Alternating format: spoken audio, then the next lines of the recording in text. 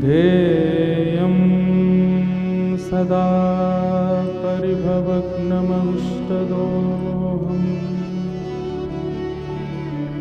तीर्थास्पदं शिवविरञ्चनुतं शरणम्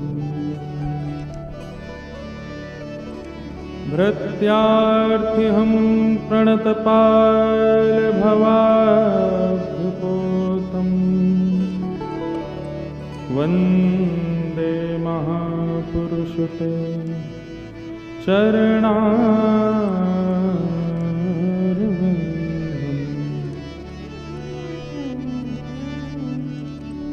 अस्ति स्वस्तरुणीकराग्रविगलत्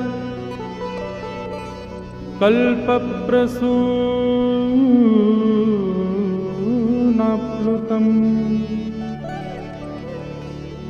वस्तु प्रस्तुतवेणुनादलहरी निर्व्याकुलम् स्रस्तनिबद्धनी विविलसद् गोपीसहस्राव्रतम् हस्तन्यस्तनतापवर्गमखिलो दारं किशोराकृति कृष्णत्वदीयपदपङ्कजपञ्जरान्ते अद्यैव मे विशतु मानसराजहंसः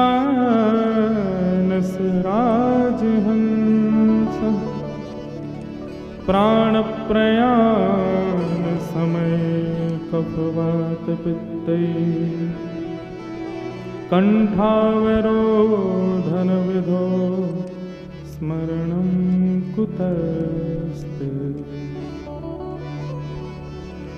लक्ष्मीनाथसमारम्भां नाथयामुनमध्यमाम् अस्मदाचार्यपर्यन्तां वन्दे गुरुपरम्पराम्। जय जय श्री राधारमण, जय जय किशोर, जय गोपी चित्तचोर प्रभु, जय जय माखन चोर।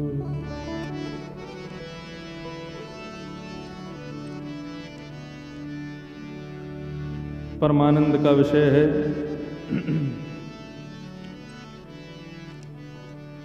ब्रजेश्वरी वृंदावनेश्वरी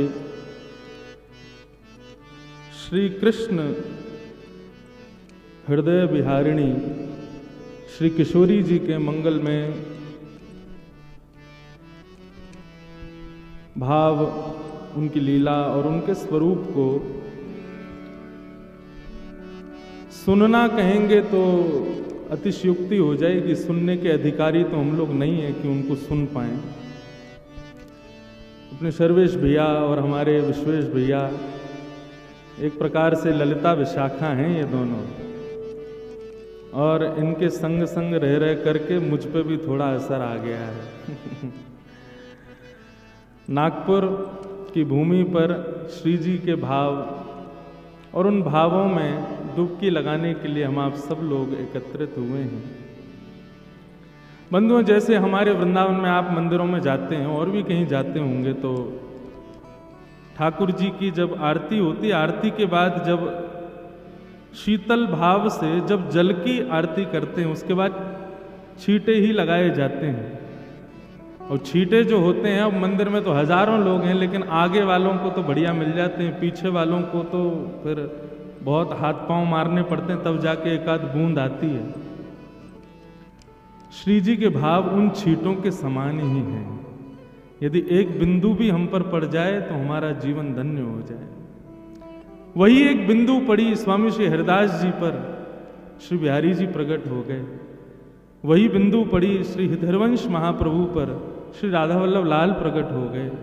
वही एक बिंदु पड़ी श्री गोपाल भट्ट गोस्वामी पर, तो श्री राधा रमण देव प्रकट हो गए। श्री किशोरी जी की दया की बिंदु से कृष्ण प्रकट होते हैं। जिस प्रकार बीज में जल पड़ जाने से वृक्ष प्रकट हो जाता है, ऐसे ही किशोरी जी की कृपा की बिंदु हम पर पड़ जाए तो श्याम सुंदर प्रकट होते हैं। आप कहोगे किशोरी जी प्रकट, तो भैया हम इतने योग्य नहीं है कि किशोरी जी को संभाल पाए, ना हमारी इतनी योग्यता है। ये लाला ये संभाल लें, यही बहुत बड़ी बात है। किशोरी जी को तो ठाकुर जी ही संभालते हैं। हमारे उर में श्याम सुंदर और श्याम सुंदर के उर में श्री किशोरी जी। हमारा उर, हमारा हृदय इतना पवित्र नहीं कि श्री किशोरी जी उसमें विराजे। हम इतने योग्य भी नहीं हैं, लेकिन फिर भी ये 1 वर्ष बाद का ये पुनः मिलन हुआ है। और धांडनिया परिवार तो जानता है, बाकी सब लोगों को भी पता चल जाए तो नागपुर हमारे लाल जी की ससुराल है। ताली बजाने वालों, आपसे पूछा जाए कैसे तो नहीं पता है। हमारी समधन बैठी है सामने। आपकी श्री जी के संग गत वर्ष हमारे लाल जी को ब्याह भयो, और वही ब्याह की वजह से ये नागपुर जो है हमारे लाल जी की ससुराल है। और लाल जी की ससुराल में हम आप सब लोग जो हैं, ये जितने बैठे हैं, हम सब बाराती, वो क्या कहते हैं, जमाई के घर के हैं। तो इसीलिए हमको ज़्यादा खातिरदारी मिल रही है, माला वाला पहनाते हैं, बढ़िया स्वागत सम्मान कर रहे हैं, भाई लाला घर के हैं। तो ये संबंध इस परिवार से गत वर्ष हमारे ठाकुर जी का विवाह श्री जी के संग हुआ। और देखो कितनी अद्भुत बात, श्री जी तो है 60 वर्ष की, लाला 4 वर्ष को। बड़ी बहू बड़े भाग।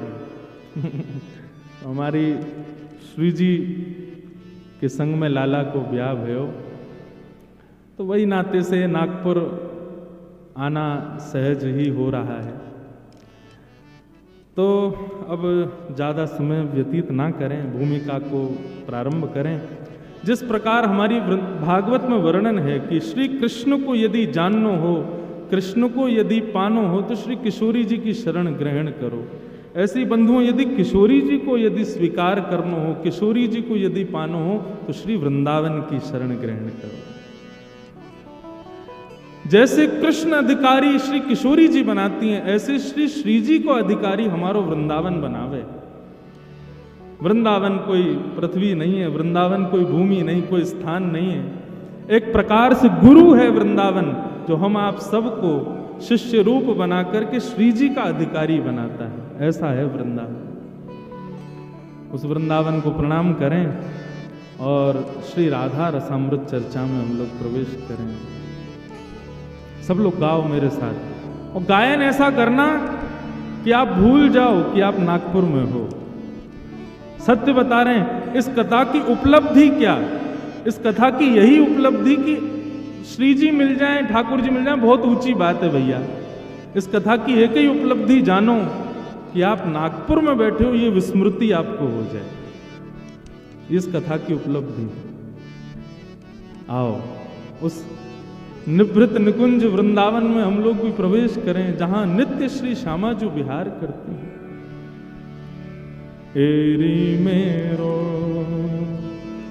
वृंदावन सुख धाम, एरी मेरो वृंदावन सुख धाम, एरी मेरो वृंदावन सुख धाम, एरी मेरो वृंदावन सुख धाम, एरी मेरो वृंदावन सुख धाम, एरी मेरो वृंदावन सुख धाम, एरी मेरो वृंदावन सुख धाम, एरी मेरो वृंदावन कैसा है वृंदावन बंधुओं। श्री किशोरी जी के ठाकुर जी की लीला में सहचरियां सखियां सबके बारे में हम सुनते हैं, लेकिन सर्वेश भैया किशोरी जी के ठाकुर जी की लीला की सबसे बड़ी सहचरी तो हमारा वृंदावन ही है। जितनी सेवा किशोरी जी की ठाकुर जी की वृंदावन ने की उसने किसी ने नहीं की है।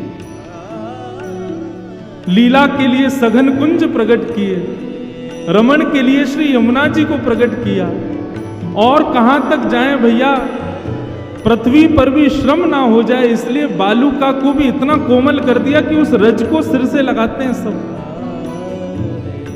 किशोरी जी के ठाकुर जी की लीला में सबसे श्रेष्ठ सहचरी यदि कोई है तो वो वृंदावन है।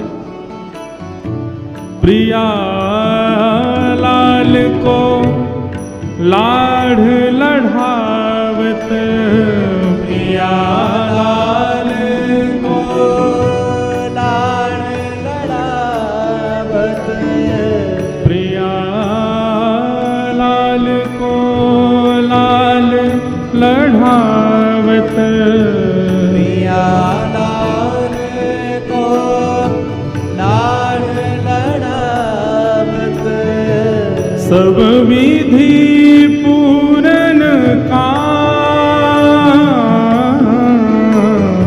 सब विधि पूरन काम, सब विधि पूरण काम,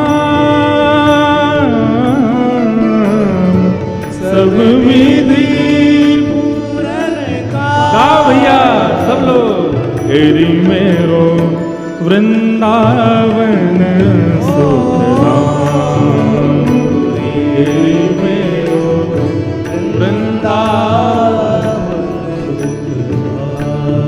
हेरी मेरो वृंदावन सुखधाम, हेरी मेरो वृंदावन। श्री वृंदावन धाम की जय।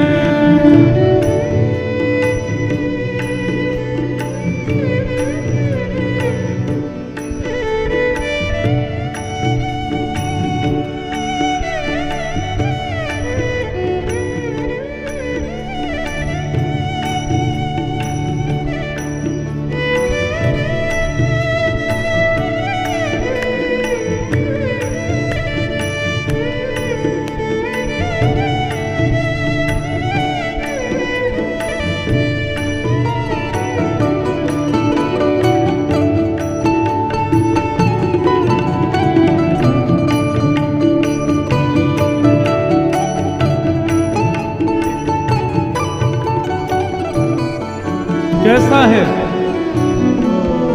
वृंदावन, कैसा है वर्णन कर रहे हैं।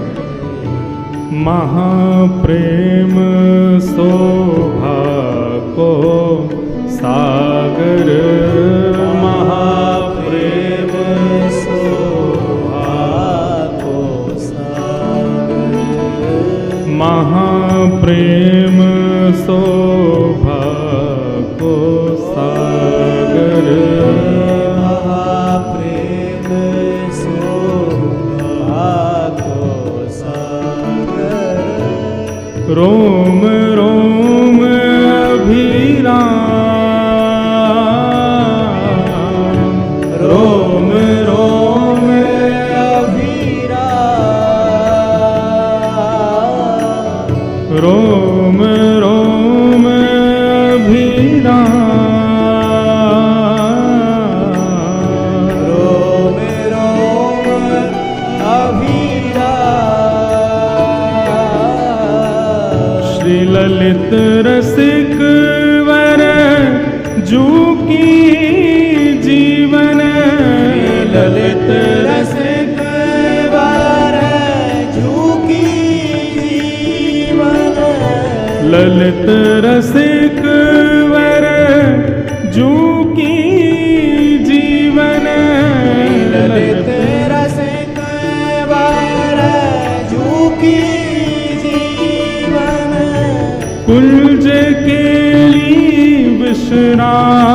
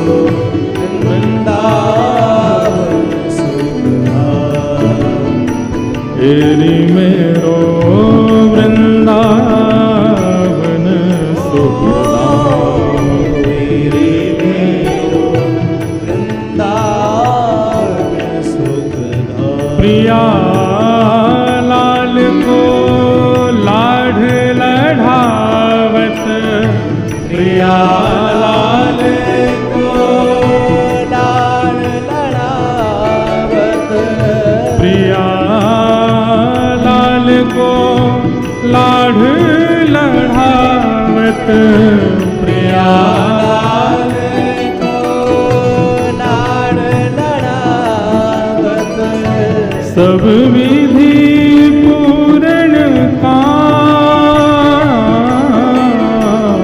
सब विधि पूरन काम सब विधि पूर्ण काम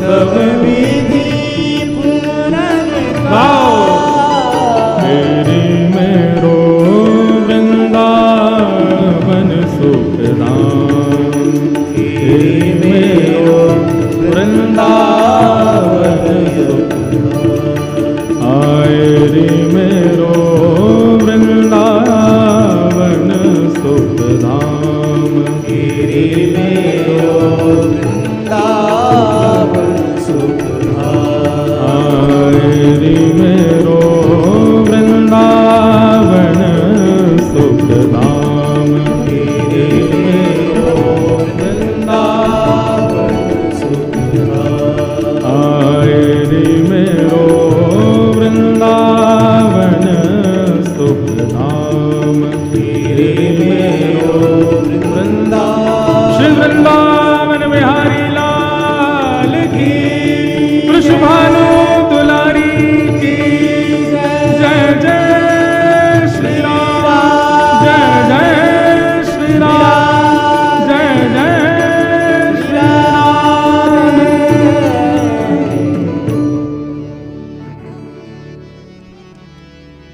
एरी मेरो वृंदावन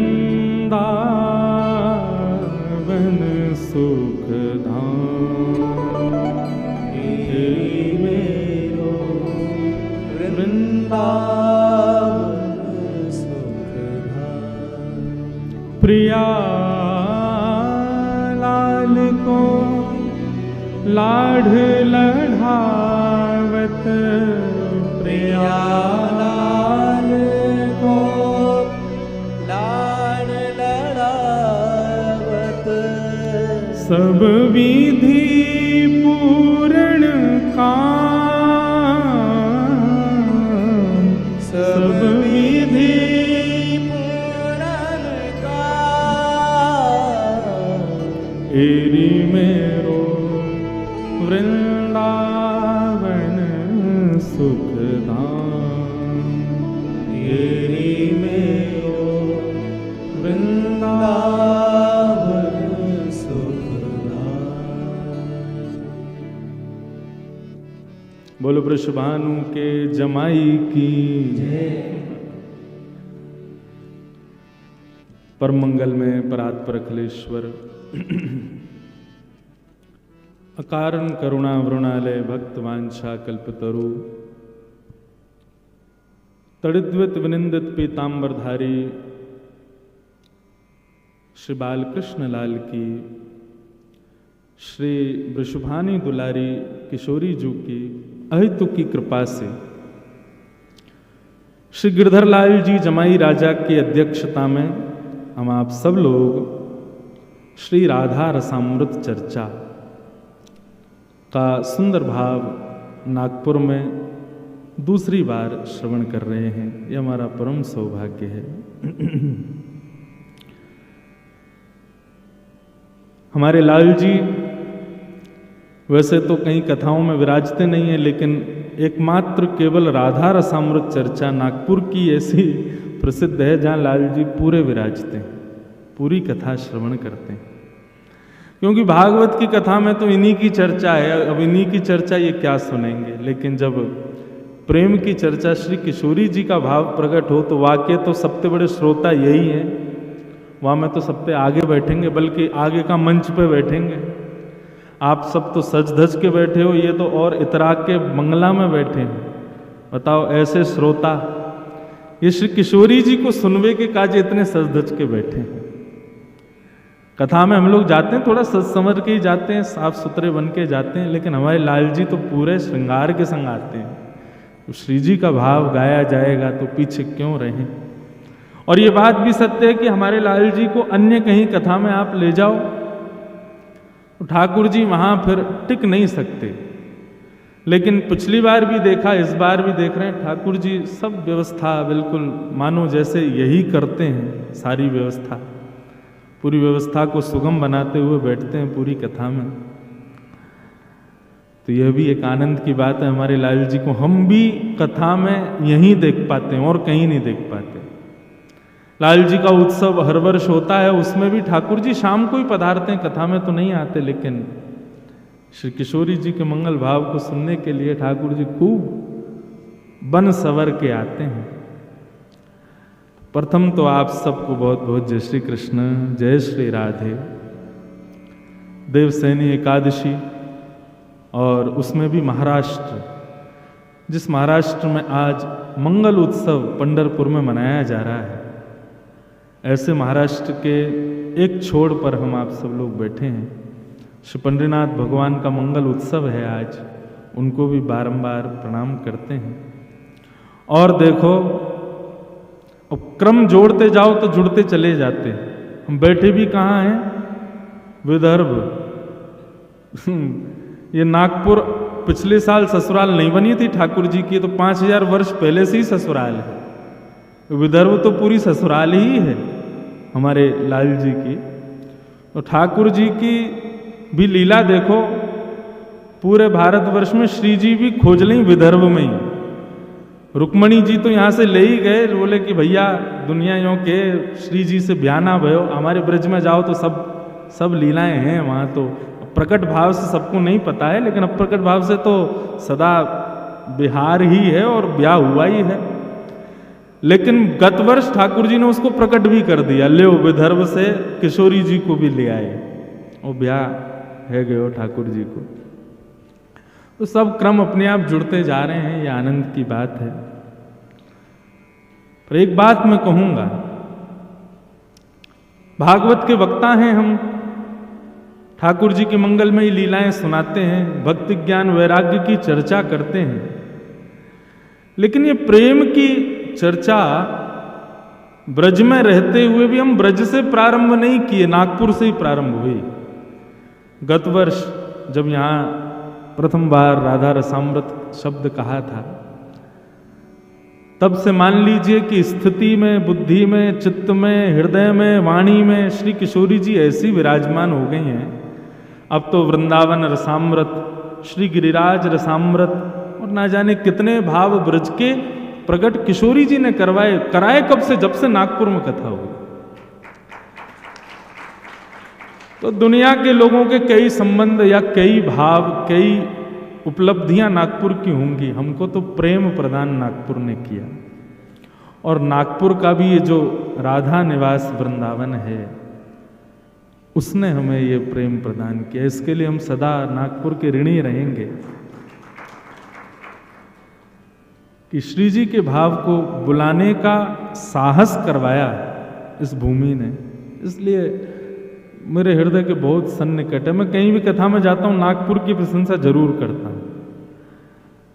हमारे मिदनापुर बंगाल से भी आप पधारे हैं, आपसे भी आप पूछ लेना, आपसे भी मैंने खूब प्रशंसा नागपुर की करी। लेकिन यहाँ को मतलब ये ना नागपुर वाले फूल जाओ। नागपुर में जो हमारी श्री जी विराजमान है ना, उनकी कृपा ही है कि नागपुर में ऐसी योग्यताएं श्री जी के मधुर भाव की प्रकट हुई।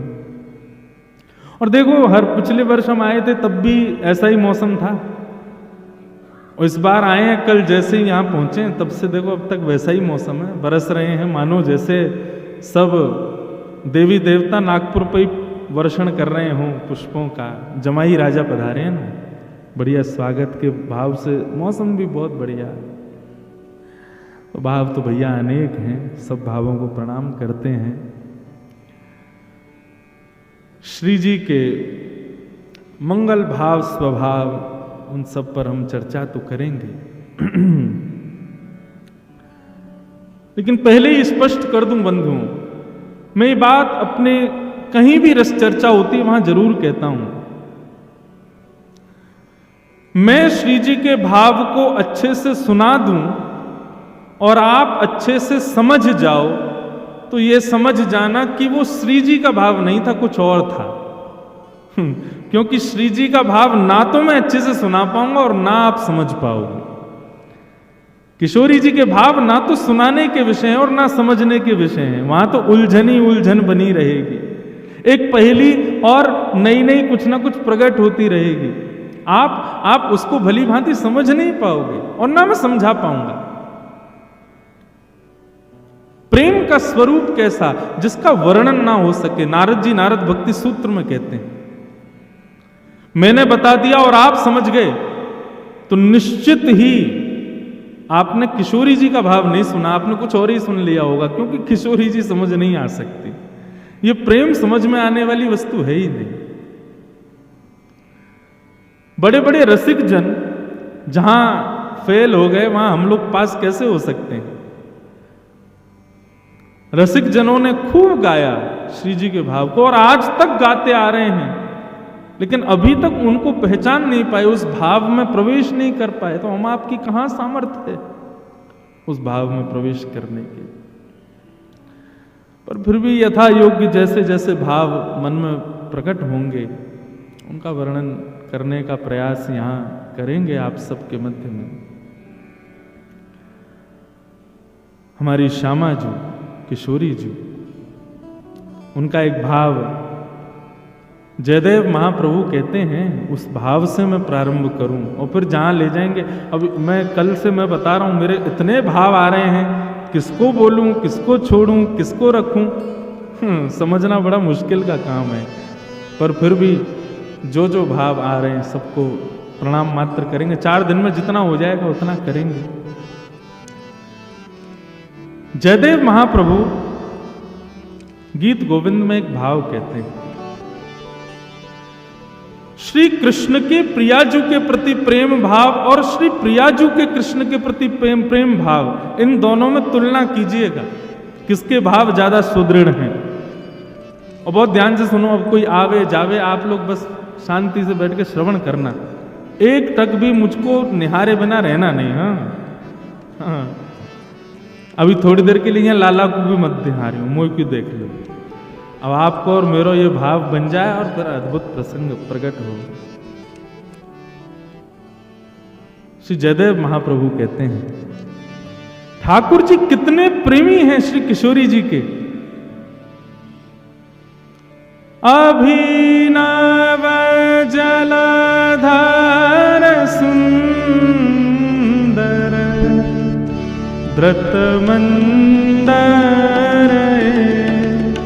द्रतमंदर।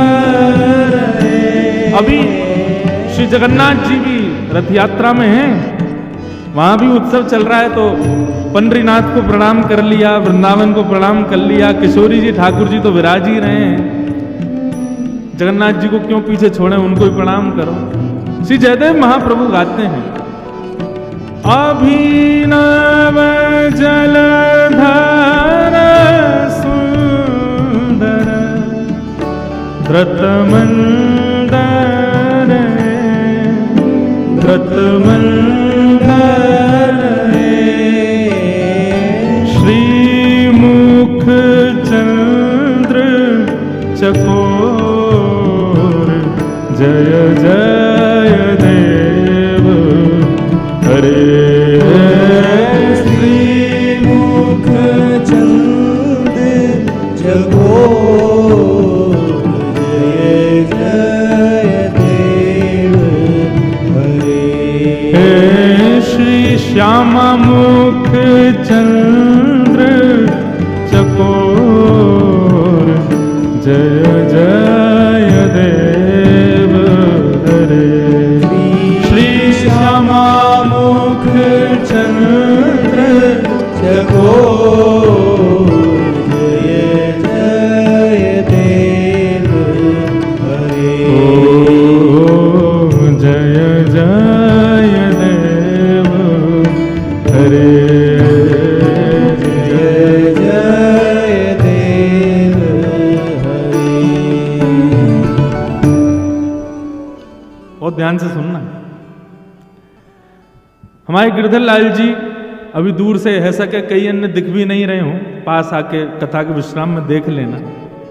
हमारे ठाकुर जी कैसे खड़े हैं, एक भुजा ऊपर है, दूसरी भुजा कमर पर है, और श्री गिरधर स्वरूप श्रीनाथ जी के रूप में हमारे गिरधर लाल जी श्रीनाथ जी ही। आपको सही बताएं, ठाकुर जी त्रिभंग ललित स्वरूप में आ जाएं या अधर पर वेणु वाद्य धारण करके रास की मुद्रा में आ जाएं, लेकिन ठाकुर जी का जो ये गिरधर स्वरूप है ना, इसके पीछे बहुत बड़ा रहस्य छुपा है, और वो रहस्य उजागर करते हैं श्री जयदेव महाप्रभु अपनी इस पंक्ति में। जयदेव महाप्रभु का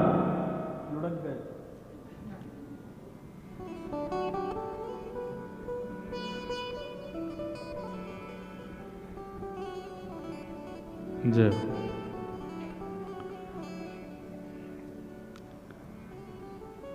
ठाकुर जी कह रहे हैं पोल पट्टी का खोल लो भैया। अरे ब्रजवासी ना खोलेंगे तो कौन खोलेगा? बहुत ध्यान से सुनियो। जयदेव महाप्रभु ऐसे महाकवि हुए इस कलयुग में जिनके आगे ठाकुर जी भी हार मान गए। ठाकुर जी ने भी एक प्रकार से हाथ जोड़ दिए, भैया तेरे आगे तो हम भी नतमस्तक हैं। श्री जयदेव महाप्रभु जब भी कुछ कृति बनाते ना, तो विशेष रूप से वे जगन्नाथ जी को जगदीश बोलते थे। तो जब भी जाते तो जय जगदीश हरे, यही शब्द का उच्चारण करते। लेकिन आज की पंक्ति जैसे ही महाकवि जयदेव ने गाई, अभिनव जलधर सुंदर धृत मंदर है श्री श्यामा मुख चंद्र चकोर, जैसे ये भाव कहा तो श्री जगन्नाथ जी बोल पड़े, बोले आज जय जगदीश हरे नहीं, आज जय जय देव हरे। आज तो जयदेव तुम्हारी जय हो। अरे तुम कहां से पता कर लेते हो भाई इतने भाव? बोले कैसे? जयदेव महाप्रभु कहते हैं, बोले भगवान इंद्र ने कोप किया ब्रजमंडल पर, और तब ब्रजवासियों को रक्षा के लिए आपने गिरिराज जी अपनी इकन्नी उंगली पर धारण किए। आप जगत नियंता जगदाधार जगदीश हो, यदि आप अपनी भ्रगुटी टेढ़ी कर लो तो इंद्र की मजाल है कि वो बारिश करे। लेकिन हमने सुना इंद्र 7 दिन 7 रात्रि तक बरसाता ही रहा।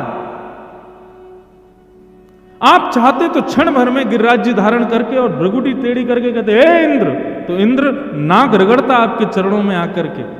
लेकिन आपने उसको एक बार भी नहीं डांटा, और 7 दिन 7 रात्रि तक अविरल वर्षा होती रही। सामान्य वर्षा नहीं हुई थी वृंदावन में, श्याम मन तक वर्षा हुई थी, जो कि प्रलय काल के समय होती है। जिस वर्षा के होने पर पूरी पृथ्वी डूब जाएगी, ऐसी वर्षा वृंदावन में हुई थी। और आपने एक बार भी उस इंद्र को टोका नहीं। मुझे रहस्य पता चल गया, आपने क्यों नहीं टोका। ठाकुर जी बोले क्या रहस्य पता चला? बोले कि बढ़िया अवसर मिल गया था, सब ब्रजवासी गिरिराज जी के नीचे खड़े थे, और उन्हीं सब ब्रजवासियों को जब आपने नैन भर के देखा कि भाई सब आ गए कि नहीं, तभी आपने क्या देखा कि सन्मुख ब्रजवासियों के बीच में श्री वृषभानु नंदिनी खड़ी हैं, श्री हमारी श्यामा जी खड़ी हुई हैं।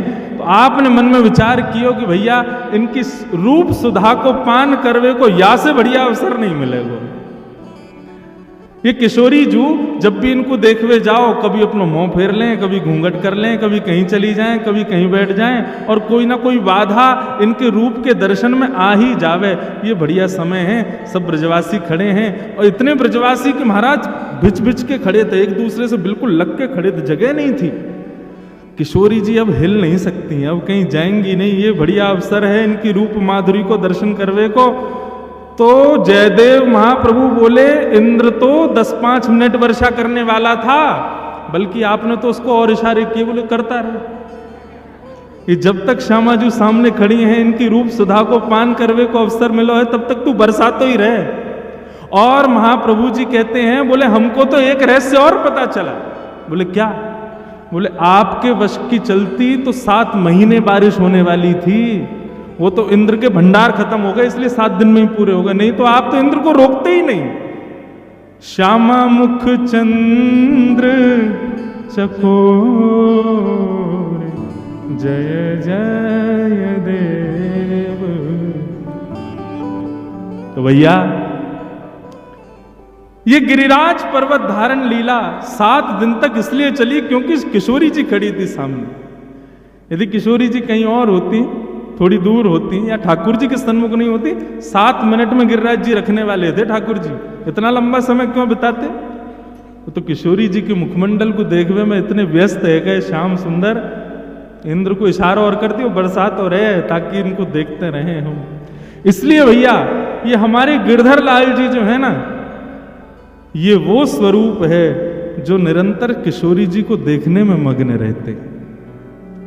जैसे आपके फोटोग्राफ खींचे जाते हैं ना, तो आप अपने फोटोज को दिखाते हुए व्यक्ति को कहते हो ये फोटो जब लिया गया था तब मैं वो कर रहा था, ये फोटो जब लिया गया था तब मैं वो देख रहा था। ऐसे ही भैया ये गिरधर स्वरूप जो है ना, ये किशोरी जी को निहारते हुए ठाकुर जी का स्वरूप है।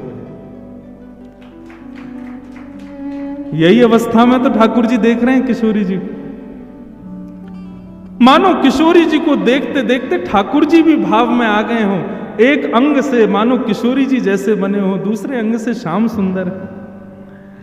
तो या लैया भैया हमारे गिरधर लाल जी जो है ना, ये किशोरी जी के दर्शन करता ठाकुर जी हैं। कई लोग हमसे पूछे, बोले आपके लाल जी की नेत्र नीचे क्यों है? मैंने कहा नेत्र नीचे यहाँ हमारे हैं क्योंकि ये केवल श्री जी को ही देखना चाहें, बाकी औरन से नजर छुपा के नीचे खड़े रहें। लाओ श्री जी को सामने, प्रकट कर दो श्री जी को, तुरंत ठाकुर जी नेत्र ऊपर करके देखेंगे जरूर, क्योंकि ये स्वरूप केवल श्री जी को देखवे के काजे है और भाव नहीं है। तो ऐसे हमारी श्यामा जी के मुखमंडल के देखवे के सबसे बड़े रसिया कौन? हमारे गिरधर लाल श्रीनाथ जी। उस भाव से श्री गिरधर लाल विराज रहे हैं। श्री राधा करावचित पल्लव वल्लरी के, राधा पदांक विलसन मनमस्थली के, राधा यशो मुकुर मंत खगावली के, राधा विहार विपने मनता मनु में। ऐसे श्याम सुंदर को सुख देवे के लिए और रसिक जनन को वह सुख की बिंदु बरसावे के लिए श्री किशोरी जी ने वृंदावन की रचना की। वृंदावन स्वयं श्री किशोरी जी ने ही अपने हाथों से निर्माण किया है। वृंदावन का एक एक कण, वृंदावन का एक एक पल्लव, वृंदावन का एक एक वृक्ष। और मैं तो कहूंगा भैया वृंदावन में आवे वारे, वृंदावन में रहवे वारे, वृंदावन में जन्म लेवे वारे, इन समस्त जीवन को भी निर्माण श्री किशोरी जी ने ही किया। इसलिए भैया मैं निवेदन करता हूं हाथ जोड़ के, वृंदावन आकर के ना किसी में भी अवगुण मत देखना, क्योंकि वृंदावन आया है और वो वृंदावन में है तो जरूर किशोरी जी ने ही भेजा है, और किशोरी जी ने भेजा है तो निश्चित उसमें कोई ना कोई गुण तो विद्यमान होगा। श्री किशोरी जी ने अपने हाथों से निर्माण किया है उस वृंदावन का। हमारे ब्रज के रसिक जन गाते हैं। अब तो देखो 4 दिन तो हमको खुली छूट है, पद पद गाओ, जितने है सके उतने गाओ। वृंदावन साचो धन भैया, वृंदावन साचो धन गाओ। और एक और बात, जब भी पद गवे ना, कमर सीधी कर ले, कंठ थोड़े साफ कर ले और पूरी जोर लगा के महाराज भाव से गाओ। मैंने पहले ही अपना सिद्धांत स्पष्ट कर दिया, आप लोग देहाभिमान शून्य हो जाओ, भूल जाओ नागपुर में हो, यही इस कथा की उपलब्धि है। वृंदावन साचो धन भैया, वृंदावन साचो धन भैया, वृंदावन साचो धन भैया, वृंदावन साचो धन भैया, वृंदावन साचो धन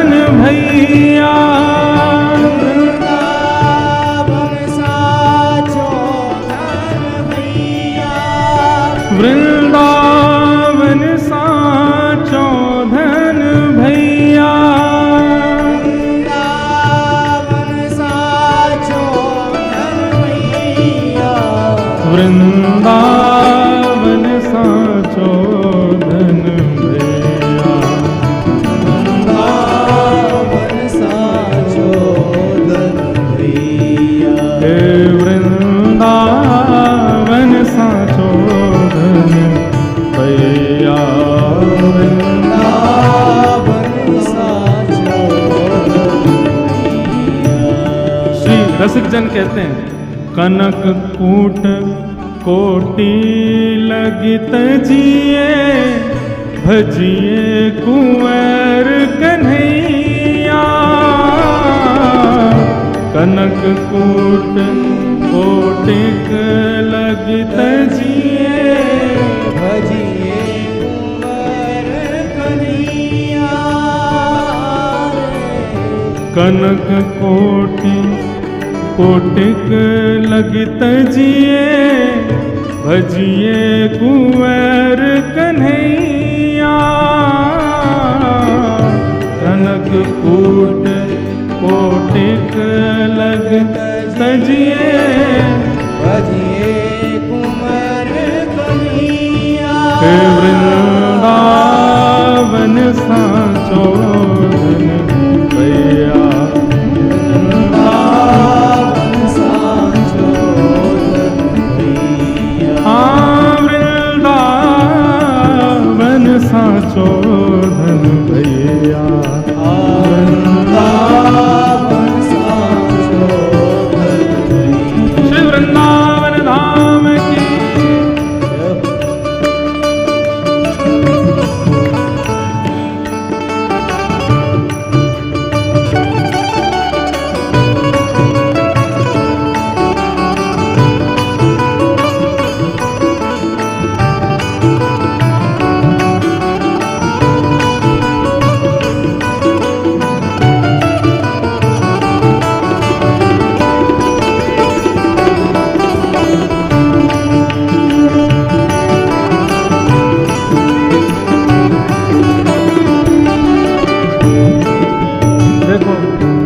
मैंने कहा ना, वृंदावन श्री जी का अधिकार देगा। श्री जी को नेक भी समझवे को अधिकार वृंदावन ही दे सकता, और कोई नहीं देगा। इसलिए आज वृंदावन को भज रहे हैं। कितना सुंदर भाव है, जहां श्री राधा चरण रेणु की कमला लेत बलैया, जहां श्री राधा चरण रेणु की कमला लेत बलैया। मतलब भाई हम लोग कहाँ हैं, विचार करो। जिस वृंदावन में किशोरी जी की बलैया वो कमला यानी लक्ष्मी नहीं ले सकती, किशोरी जी की बलैया नहीं ले सकती, किशोरी जी के अंग की बलैया नहीं ले सकती, किशोरी जी के चरणों की बलैया नहीं ले सकती। किशोरी जी जब चली जाती है ना, तब उनके श्री चरणों का जो चिन्ह है, लक्ष्मी उसकी बलैया लेती है। इतने प्यारे हैं श्री किशोरी जी के चरण चिन्ह। सोचो, जिन चरण चिन्हों की लक्ष्मी बलैया लेती है, वो चरण कितने प्यारे होंगे। और उन चरणन को सदा श्याम सुंदर मस्तक पर रखें, वो श्याम सुंदर कितने प्यारे होंगे। किशोरी जी की उपमा कहां तक कहें भैया। गाओ, जहां श्री राधा चरण रेणु की कमला लेत बलैया, जहां श्री राधा चरण रेणु की कमला लेत बलैया। आतुर वन में व्यास पुकारे, आतुर वन में व्यास पुकारे, आतुर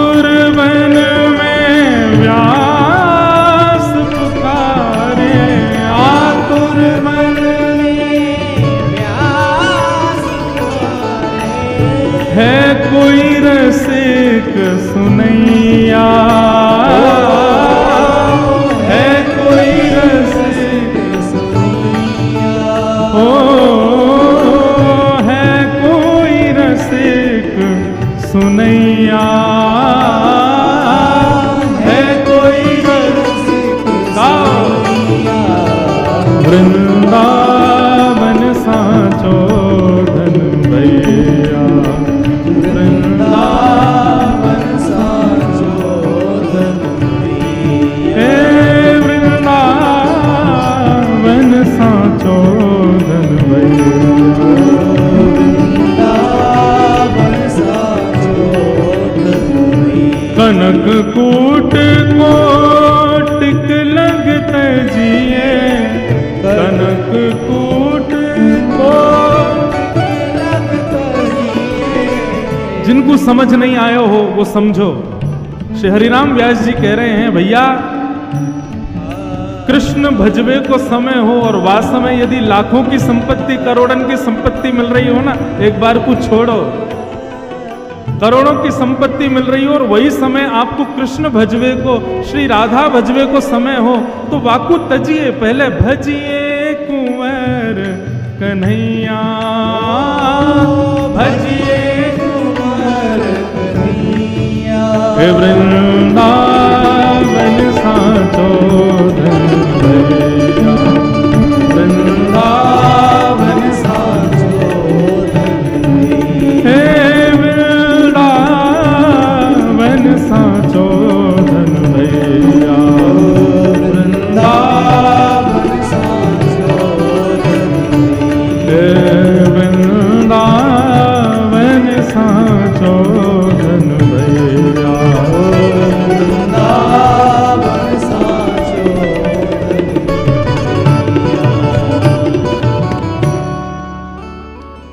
ये हम आचार्य को प्रणाम कर रहे हैं। वृंदावन आचार्य है, वृंदावन गुरु है। बंधुओं, श्री वृंदावन चतुर्व्यूह रूप धारण करके श्री जी की सेवा करता है। जैसा कि मैंने आज के प्रसंग के प्रारंभ में कहा कि सहचरियों में, सखियों में, गोपियों में अग्रगण्य यदि कोई है, अभी तक नाम सबने ललिता विशाखा के सुने, लेकिन यदि हमसे वास्तविक पूछो तो श्री जी की सेवा में अग्रगण्य सहचरी स्वयं वृंदावन है। क्यों? क्योंकि वृंदावन का स्वयं निर्माण श्री जी ने ही किया है। किस लिए किया है? केवल श्याम सुंदर को सुख प्रदान कर रहे, और श्याम सुंदर प्रसन्न हो तो श्री जी अपने आप प्रसन्न हो जाए। तो चतुर्व्यूह रूप से वृंदावन श्री जी की सेवा करता है। प्रथम रज, प्रथम व्यूह जो वृंदावन का श्री जी की सेवा में है वो है रज। वृंदावन की एक विशेषता है, ये विशेषता पूरे विश्व के किसी स्थान की नहीं है, और वो ये है कि सब जानते हैं कि वृंदावन में हमारी किशोरी जू और श्याम सुंदर दोनों पादुका नहीं पहनते, और पादुका न पहनने का जो भाव है वो वृंदावन ने ही प्रकट किया है। वृंदावन ने अपने आप को इतना योग्य बनाया कि श्री श्याम सुंदर किशोरी जी के मन में भाव ही नहीं आता कि हम यहां पादुका पहने, और क्योंकि वृंदावन को स्पर्श सुख देना है इसलिए भी पादुका नहीं पहनते। तो सर्वप्रथम वृंदावन जो श्री जी की सेवा में आए हैं वो रज के भाव से। चतुर्व्यूह में प्रथम रज, चतुर्व्यूह में दूसरा स्वरूप है वृंदावन के लता गुल्म पत्र पुष्प फल, जिन सघन कुंज में ठाकुर जी और श्री किशोरी जी निरंतर रास विहार करते हैं, अनंत सुख की प्राप्ति करते हैं। तो दूसरा व्यूह, एक प्रकार से ये कहा जा रहा है कि गुरु वृंदावन है और वृंदावन के साथ में उपगुरु ये चार हैं, रज और दूसरे सघन कुंज पत्र पुष्प गुल्म आदि। ये विशेष रूप से उन लोगों के लिए जो आजकल वृंदावन तो आते हैं लेकिन वृंदावन के रूप को नहीं समझ पा रहे। वृंदावन में आजकल भीड़ बहुत हो गई है, बहुत पब्लिक आ रही है, लेकिन भैया मुझे उनको देख के ऐसा लगता है कि हीरे को शीशा समझ करके चले जाते हैं। वो वृंदावन को जान ही नहीं पा रहे, वृंदावन को पहचान ही नहीं पा रहे। वृंदावन प्रथम रज के भाव से श्याम सुंदर और श्री जी की सेवा में है। दूसरा लता गुल्म पत्र पुष्प फल इनके भाव से श्री जी की सेवा में है। जब हमारे श्याम सुंदर और श्री जी विहार करते हैं ना, कई जगह पदों में पढ़ने में आता है कि जिन वृक्षों पर फल उत्पन्न नहीं हुए होते या हो भी गए होते लेकिन कच्चे होते हैं, जैसे ही देखते हैं किशोरी जी आ रही हैं, श्याम सुंदर आ रहे हैं, तो फल अपना वो वृक्ष अपना पूर्ण जोर लगा देता है, उस फल को तुरंत पका देता है, उस पुष्प को तुरंत सुगंधित करता है कि हमारे इस भाव से रीझ कर श्यामा जी इसका स्पर्श कर लें, इसका सेवन कर लें। साल भर में जो वृक्ष एक पुष्प को सुगंधित करने में श्रम करता है, वो श्री जी के आने पर क्षण भर में करता है। श्रमित तो बहुत हो जाता है, लेकिन श्री जी सेवा में स्वीकार करें, इसके लिए वृंदावन के वृक्ष गुल्म पत्र पुष्प ये सब अपने आप को सुगंधित और पुष्पित करके रखते हैं। तो वृंदावन की दूसरी सेवा का भाव है वहां के लता गुल्म वृक्ष पत्र। श्री व्यास जी कहते हैं, वृंदावन के रूख हमारे मात पिता गुरु बंधु। वृंदावन की वृक्ष वल्लरियां ये सब कौन है? ये सब हमारे माता हैं, पिता हैं, गुरु हैं, बंधु हैं, ये सब हमारे हैं। इसलिए हमारे व्रजमंडल में कई संत जन तो वृक्षों से ही लिपट लिपट करके आनंदित होते हैं। तमाल वृक्ष को देख करके सोचते हैं कि ये जरूर श्याम सुंदर ही होंगे। तो वृंदावन का दूसरा सेवा प्रकल्प है वहां के लता गुल्म पुष्प वृक्ष। उनका प्रयोग कभी अपने लिए मत करना बंधु। संसार के पुष्प फलों का प्रयोग अपने लिए कीजिएगा, लेकिन श्रीधाम वृंदावन यदि आप जाओ तो वहां के पुष्प पत्र फलों का प्रयोग अपने लिए कभी मत करना, क्योंकि वो आपके लिए हैं नहीं, वे श्री जी की सेवा के लिए ही हैं। हमारे लाल जी यहां नागपुर में विराजते हैं, तो यहां पर सेवा में आने वाले पुष्प भी राधा बाग से ही आते हैं। किशोरी जी के बाग के पुष्प ही सेवा में पधारते हैं। परिवार ढांडनिया परिवार ने एक बाग ही ऐसा बनाया जहां के पुष्प सब श्री जी की सेवा में ही जाते हैं, और बस ये 4 दिन के लिए वो कुछ पुष्प हमारे लाल जी के पास भी आ जाते हैं, नहीं तो श्री जी के पास ही जाते हैं हमेशा। वास्तव में ये बात तो भागवत में भी प्रमाणित है कि पृथ्वी अपने ऊपर अन्न पुष्प फल इन सबका प्रादुर्भाव हमारे आप के लिए नहीं करती है। भागवत में कथा आती है, पृथु महाराज का चरित्र आता है, जिनकी वजह से धरती को पृथ्वी कहा जाता है। तो पृथु महाराज के चरित्र में भाव आता है कि पृथ्वी ने एक बार अपनी समस्त बीज उत्पन्न करने की, फलों को उत्पन्न करने की, पुष्पों को उत्पन्न करने की समस्त शक्तियों को अपने अंदर समेट लिया। क्यों? क्योंकि मानव इन सब का उपभोग करता था अपने लिए, ठाकुर जी की सेवा में नहीं लगाता था। पृथु महाराज जब प्रकट हुए तो सबने प्रार्थना की, महाराज पृथ्वी बंजर हो गई है, इस पर वृक्ष नहीं होते, अनाज नहीं होता, आप कुछ करिए, आप हमारे राजा हैं। तब पृथु महाराज ने पृथ्वी से प्रार्थना की, यज्ञ किया, तब पृथ्वी प्रकट हुई और भूमि देवी ने प्रकट होकर के कहा, आज्ञा करें महाराज। तब पृथु महाराज ने कहा कि आप क्यों बंजर हो गई हो? पुष्प फल बीज ये सब आपने क्यों समेट लिए अपने अंदर? तब पृथ्वी कहती है, क्योंकि मानव मेरा उपभोग कर रहा है। मैंने अनाज को, फल को, वृक्ष को, पत्तों को, पुष्पों को आप सबके उपभोग के लिए नहीं निकाला है, मैंने इसलिए निकाला ताकि कोई एक भक्त मुझे मेरे से उत्पन्न होने वाले उन फलों को, पुष्पों को, आदि आदि वस्तुओं को ले जाके ठाकुर जी को अर्पित करे, फिर स्वयं पाले, मुझे कोई आपत्ति नहीं। लेकिन ठाकुर जी को बिना निवेदित किए खुद सेवन करता है, मुझे बहुत कष्ट होता है। इसलिए पृथ्वी ने अपनी समस्त शक्तियों को दबा लिया। तब पृथु महाराज ने वचन दिया, बोले मैं वचन देता हूं आज के बाद वैष्णव परिवार में बिना भोग लगे कोई भी अन्न नहीं पाएगा। तब पृथ्वी ने अनाजों को प्रकट करना प्रारंभ किया। इसलिए बंधुओं, आप यही मत मानो कि केवल आप ही सेवक हो श्याम सुंदर के। जड़ चेतन सब ठाकुर जी की सेवा के लिए ही हैं। जब उनको बिना निवेदित किए हम उसका उपभोग करते हैं तो श्रीमद् भगवद गीता में तो भगवान कहते हैं भुंजते ते त्वघम पापात ये पचंत्यात्म कारणम। जो अपने कारण से वस्तु का उपभोग करते हैं वो अपना पाप स्वीकार कर रहे हैं। इसलिए भैया कुछ भी हो सबसे पहले ठाकुर जी को, किशोरी जी को निवेदित करो, क्योंकि वो प्रकट उन्हीं के लिए हुआ है। उसके बाद उसका सेवन स्वयं करो। पृथ्वी भी तो मुक्त होना चाहती है ना, और वो मुक्त कैसे होगी जब हम उसको निवेदित करेंगे ठाकुर जी को। इस प्रकार पृथु महाराज ने पृथ्वी से निवेदन किया और तब पृथ्वी ने इन सब वस्तुओं को अपने ऊपर प्रकट किया। तो वृंदावन विशेष रूप से जो कुछ भी प्रकट करता है वो सब ठाकुर जी की सेवा के लिए ही प्रकट करता है। उसका उपभोग अपने लिए कभी मत करना। तो प्रथम रज, द्वितीय वनचर वस्तु, सघन कुंज, पुष्प फल आदि, और तीसरा वृंदावन के रसिक जन। वे रसिक आपको प्रसन्न करने के लिए नहीं बने, क्षमा कीजिएगा। वृंदावन में कई लोग मुझसे आकर के कभी कभी फ्लाइट में कोई मिल जाए, ट्रेन में कोई मिल जाए, या वैसे कोई मिल जाते हैं तो महाराज जी आपका वो भजन बहुत बढ़िया नेक सुनाए दो। कोई जादूगर थोड़ी है नेक में जादू दिखाए दो।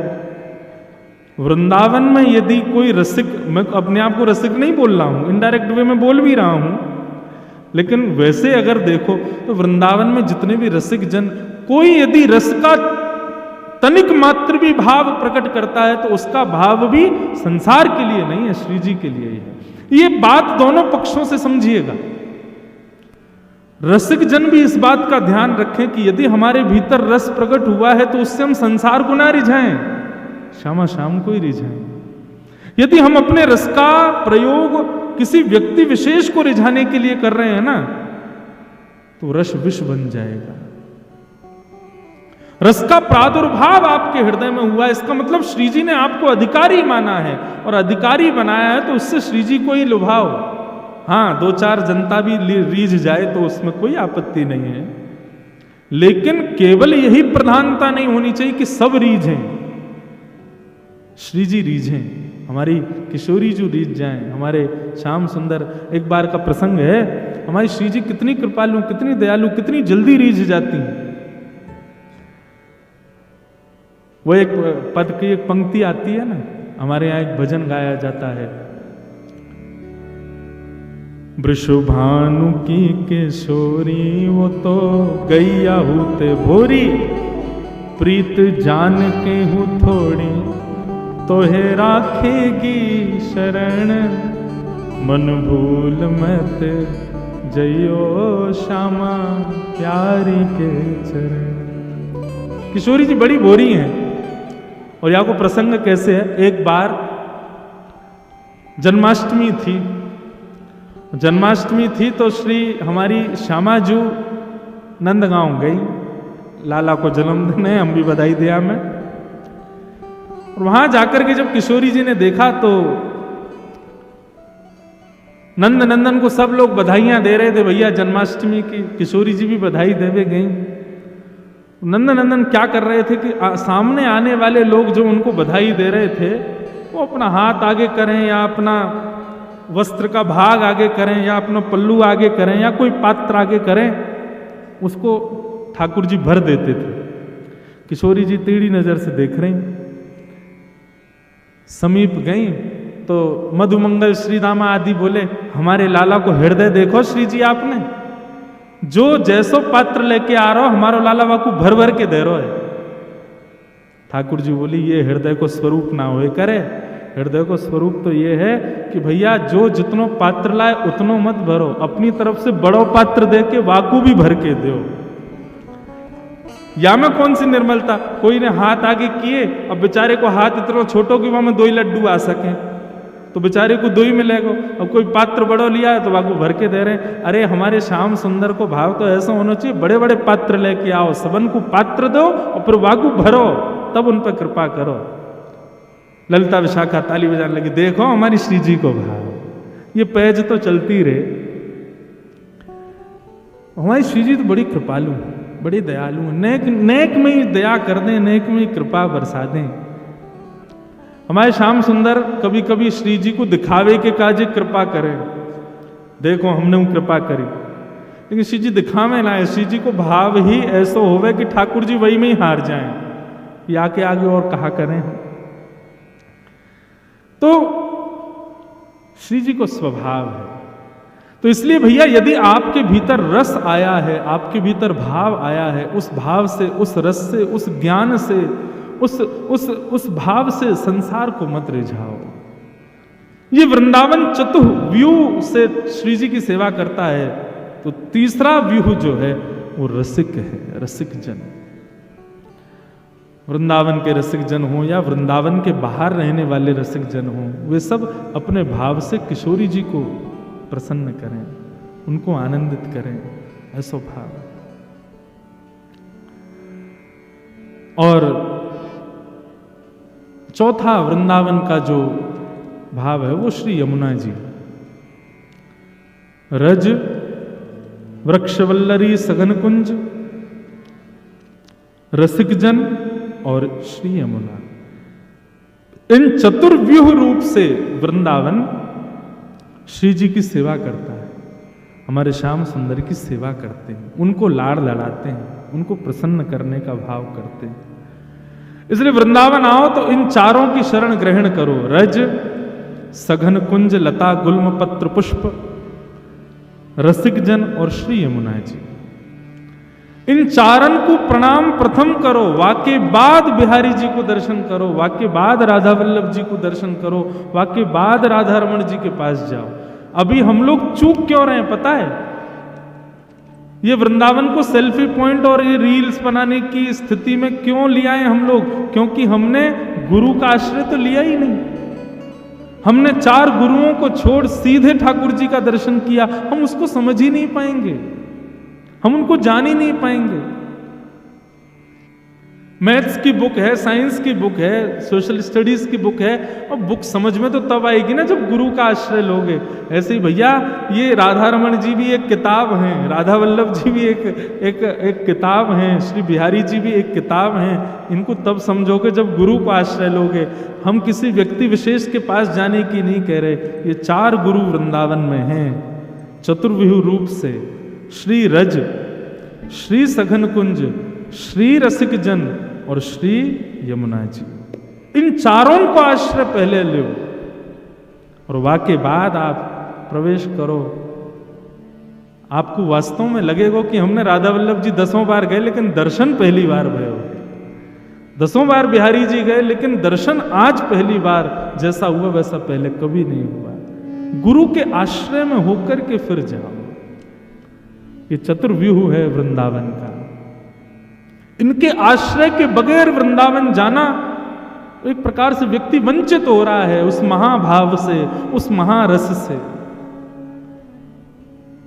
और बंधुओं, हमारा वृंदावन जो है ना, मैं एक बात कहा करता हूं अपनी कथा, ब्रजवासी वो नहीं जो ब्रज में रहे, ब्रजवासी वो जिनके चित्त में ब्रज रहे। नागपुर के लोग हैं कई यहाँ बंबई से भी आए हैं, कई यहाँ कलकत्ता से भी आए हैं, दूर दूर से सब लोग आए हैं।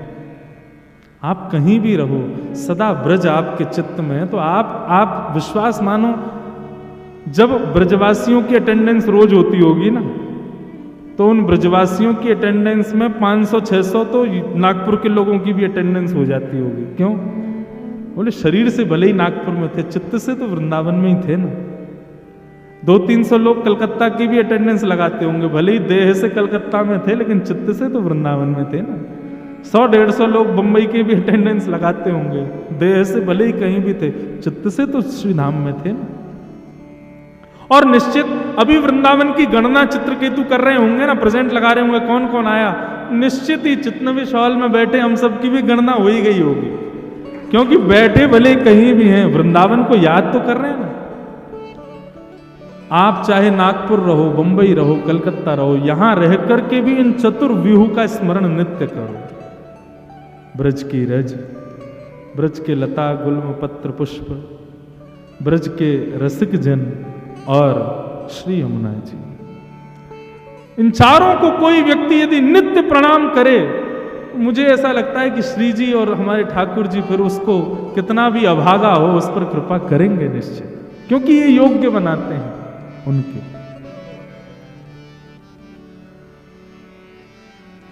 ऐसे भाव हैं। तो अब ये इस प्रकार से कुछ ना कुछ भाव तो हम सुनाते रहेंगे। एक लीला का मधुर दर्शन करें। पिछली बार भी हमने कुछ लीलाएं सुनी थी। मुंदरी चोरी लीला सुनी थी, नौका विहार लीला सुनी थी, और कौन सी सुनी थी बताओ?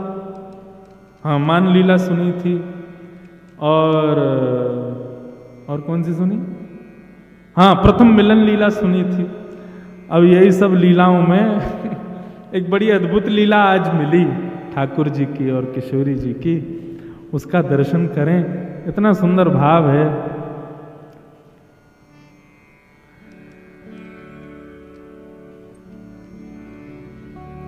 सूरदास जी का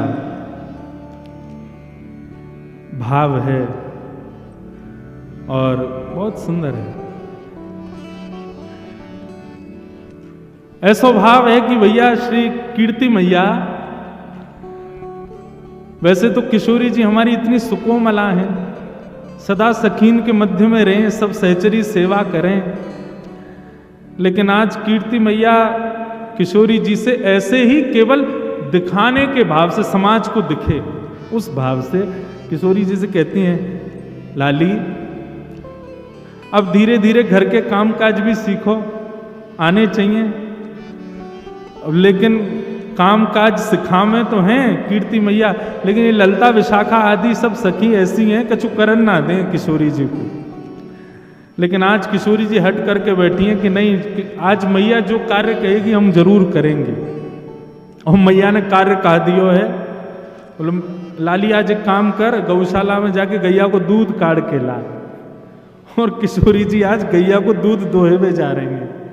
इतनी सुंदर लीला है। अच्छा, आजकल तो गौशालाओं में गायों को बांध देते हैं, लेकिन प्राचीन काल में ऐसा नहीं था।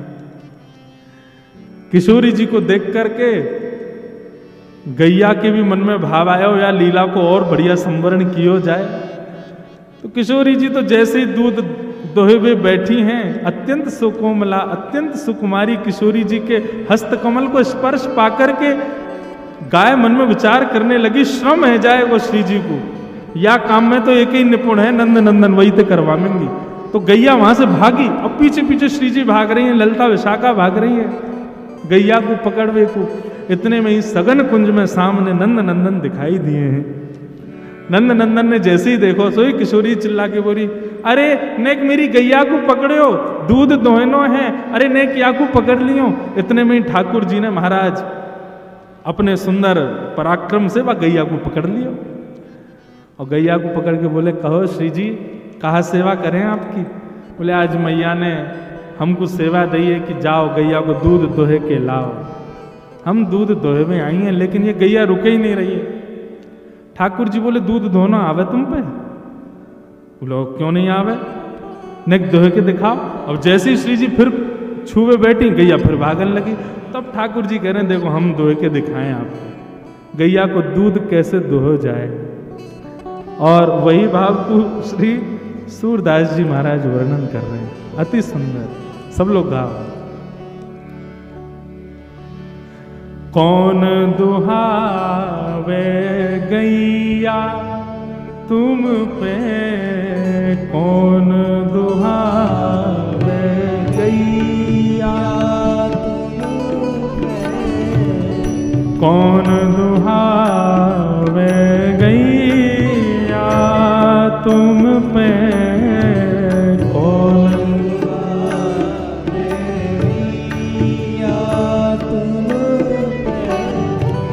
लिए रहत हो कनक दोहे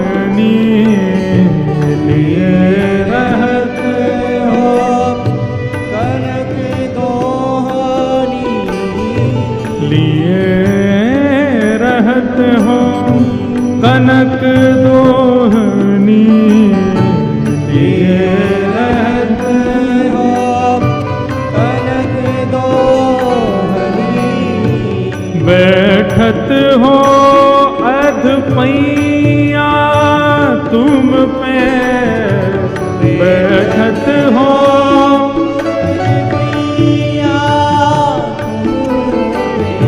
बैठत हो अध पैया तुम पे, बैठत हो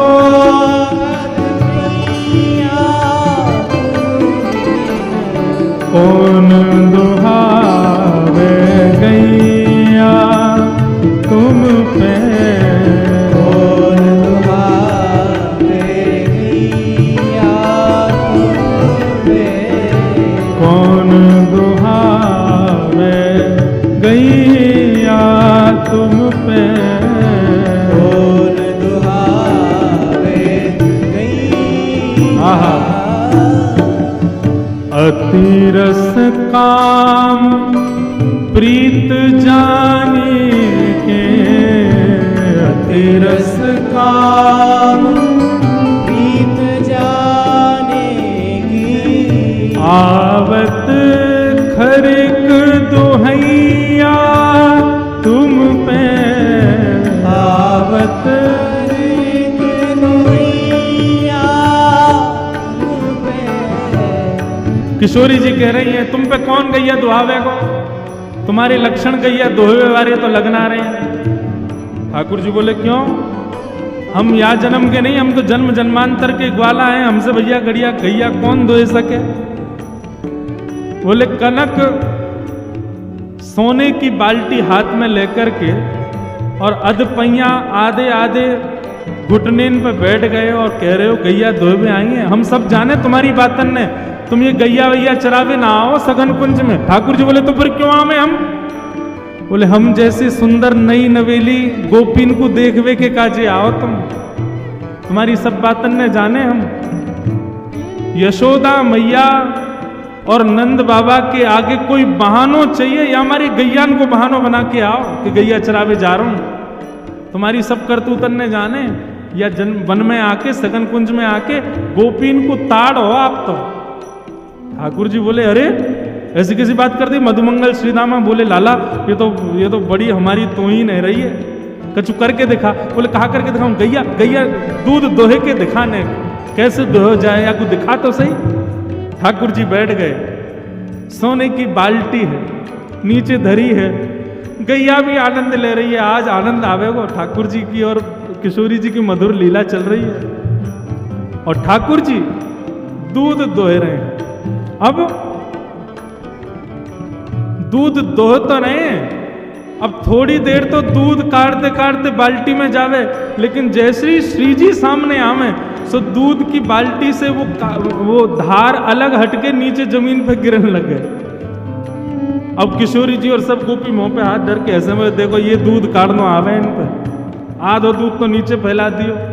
सूरदास जी वर्णन कर रहे हैं, इत चितवत उत धार चलावत, इत चितवत उत धार चलावत, इत चितवत उत धार चलावत, इत चितवत उत धार चलावत। अरे लाला तेरो ध्यान कहीं और है और धार कहीं और को चला रहा है। यही सिखायो मैया तो है, यही सिखायो मैया तो है, यही सिखायो मैया तो है, यही सिखायो मैया तुम पे कौन दुहावे गैया तुम पे, कौन दुहावे गैया तुम पे कौन दुहावे गैया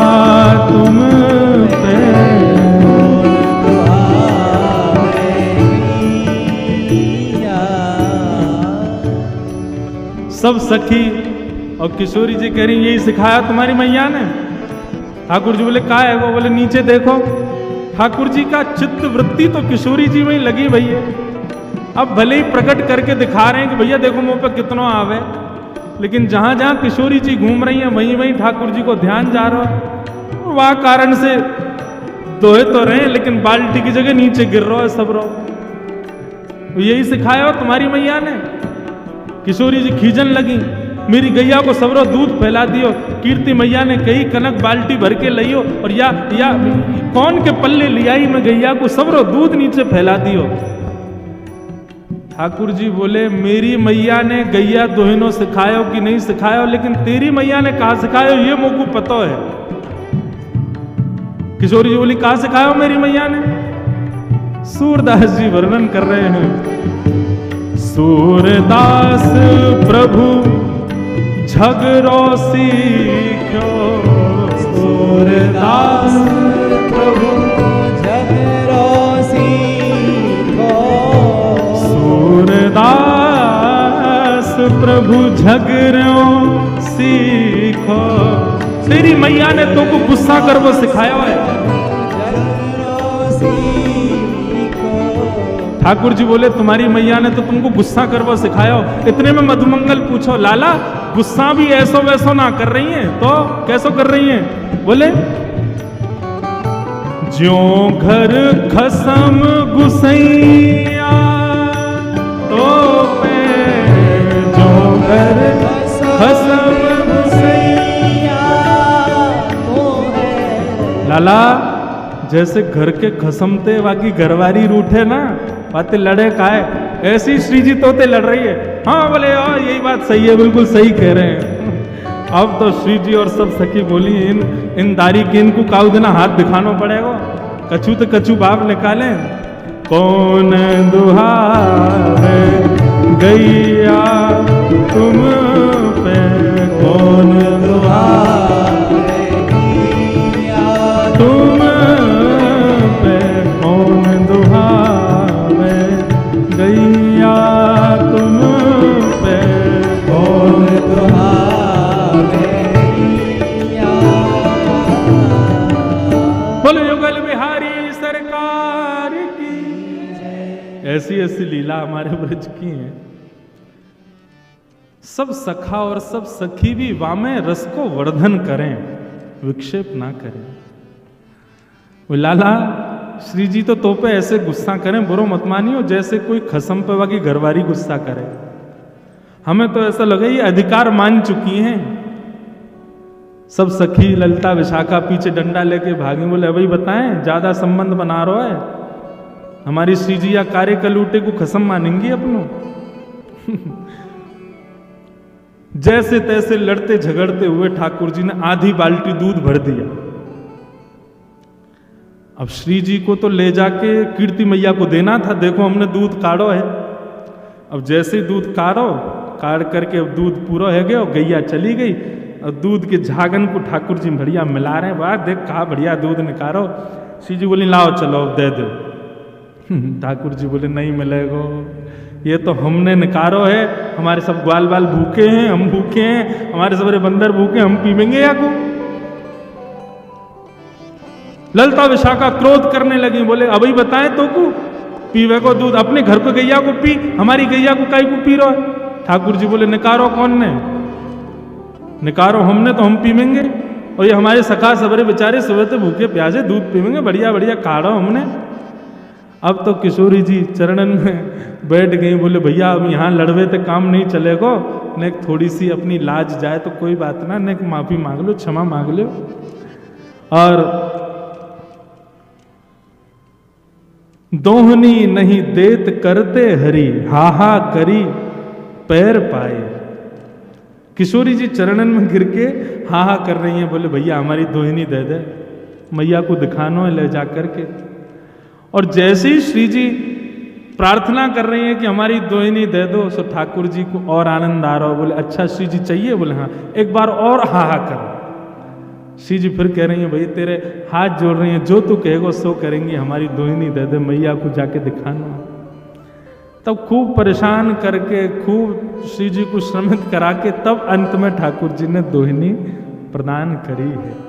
ऐसे हमारे दोहिनी गाय दोहन लीला हमारे ब्रज में भई है ठाकुर जी की और श्री जी की। मैया को जाकर के श्री जी ने प्रदान कर दिए, बोले लो हमने दूध निकारो। आज कीर्ति मैया ने खूब नजर उतारी है, बलैया लई है, बोले जय हो हमारी श्यामा जू ने आज पहली बार दूध निकारो। महाराज पूरे बरसाने में एक एक बूंद भर दूध की बांटी गई है, क्यों? श्री जी ने दूध निकारो। लेकिन असलियत तो सब जानने कौन ने निकारो, हमारे लाला ने निकार के लाएंगे। ऐसी मधुर भाव से सूरदास जी ठाकुर जी की मधुर लीलाओं का वर्णन कर रहे हैं। बंधुओं, ये परस्पर जो प्रेम भाव है ना, ये केवल हम आप सबको उस रस का केवल एक बिंदु चखाने के लिए श्री जी और ठाकुर जी करते हैं। कई बार श्री जी के भाव प्रकट करने में ना कभी कभी डर लगता है। आजकल के सामान्य भावों को सुनने वाले लोग कहीं इससे कोई अनर्गल अर्थ ना निकाल लें। हमारी श्यामा जू, हमारी किशोरी जू, उनके भाव में कहीं कोई विश्लेष ना आ जाए, इसलिए भय लगता है कभी कभी। लेकिन हमारी श्री जी को प्रेम कैसा पता है? अंतर्निष्ठ प्रेम। अंतर्निष्ठ प्रेम किसे कहते हैं? सामने देखोगे तो ऐसा लगेगा कि लड़ रही हैं, गुस्सा कर रही हैं, लेकिन जैसी श्याम सुंदर चले जावे वाके बाद श्री जी को प्रेम मानो रोम रोम से प्रकट हो गए। और वह सुंदर प्रेम को वर्णन श्री नंददास जी महाराज अपनी वाणी में करें। बहुत सुंदर भाव है। हमारी और सर्वेश भैया की आपस में एक दूसरे को पदावलियों की वो होती है, क्या बोलते हैं उसको, कंपटीशन होता है, पद भेजो कंपटीशन। ये पद भेजते हैं तो मैं सोचता हूं इससे दुगना बढ़िया भेजूंगा।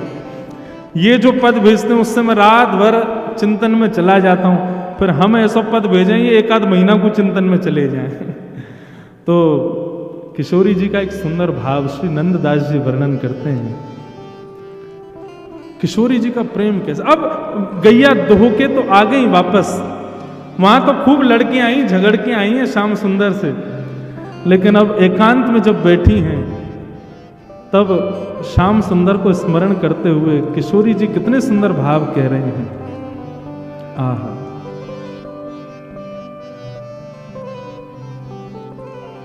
बहुत सुंदर भाव।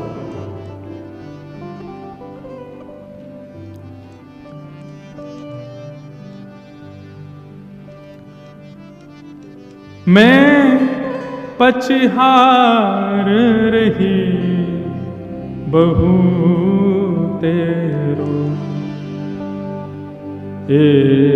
कहू नेक नानी के हेरो, मैं पछहार रही बहू तेरो।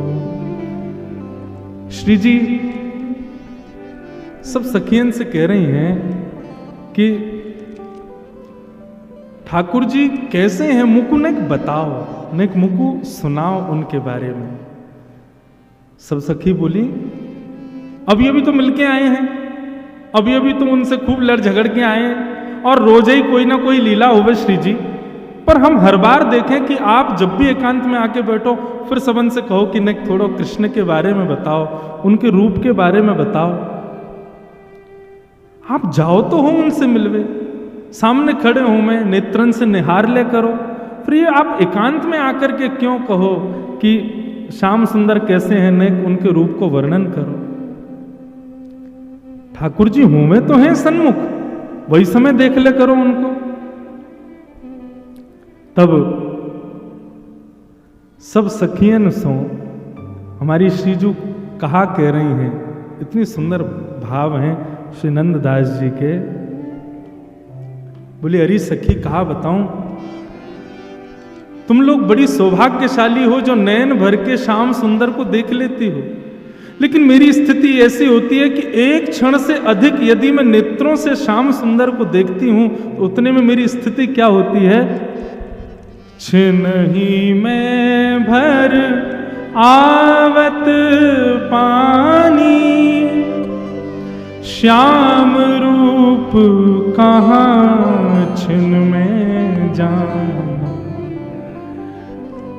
ऐसा रूप है श्याम सुंदर को कि मैं एक क्षण से भी ज्यादा निहारवे को प्रयास करूं तो एक क्षण से अधिक देखने पर मेरे नेत्रों में जल आ जाता है। मुझे नेत्र बंद करने पड़ते हैं। दो कारण हैं। पहले तो जल आ जाता है, कहीं और रुदन ना हो जाए, कहीं और जल आया तो श्याम सुंदर श्रमित हो जाएंगे। वो जो लीला हमारी मान की थोड़ी झगड़े की चलती है, उस बीच में यदि अश्रुपात हो जाए तो ऐसा लगेगा रस में नमक घोल दिया हो। इसलिए मैं जानबूझ करके श्याम सुंदर से अपने नेत्रों को बचाती हूँ, उनको नहीं देखती। क्यों? एक क्षण से अधिक देखूं तो नेत्र सजल हो जाते हैं। बंधुओं, श्री जी के प्रति श्याम सुंदर के भाव सुनोगे ना, सुख मिलेगा। लेकिन श्याम सुंदर के प्रति श्री जी के भाव सुनोगे ना, नेत्र सजल हो जाएंगे। छिनहि में भर आवत पानी, श्याम रूप कहाँ जिनमें जान। एक क्षण में ही मेरे नेत्र सजल हो जाते हैं, मैं उनके रूप को निहार नहीं पाती हूं।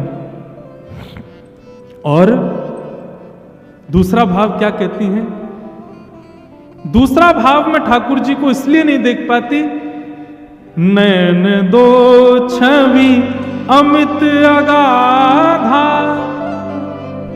अरे सखियों, श्याम सुंदर को रूप तो अपार है, और वह अपार रूप को देखवे के काजे नेत्र केवल दो ही हैं हमारे पास में।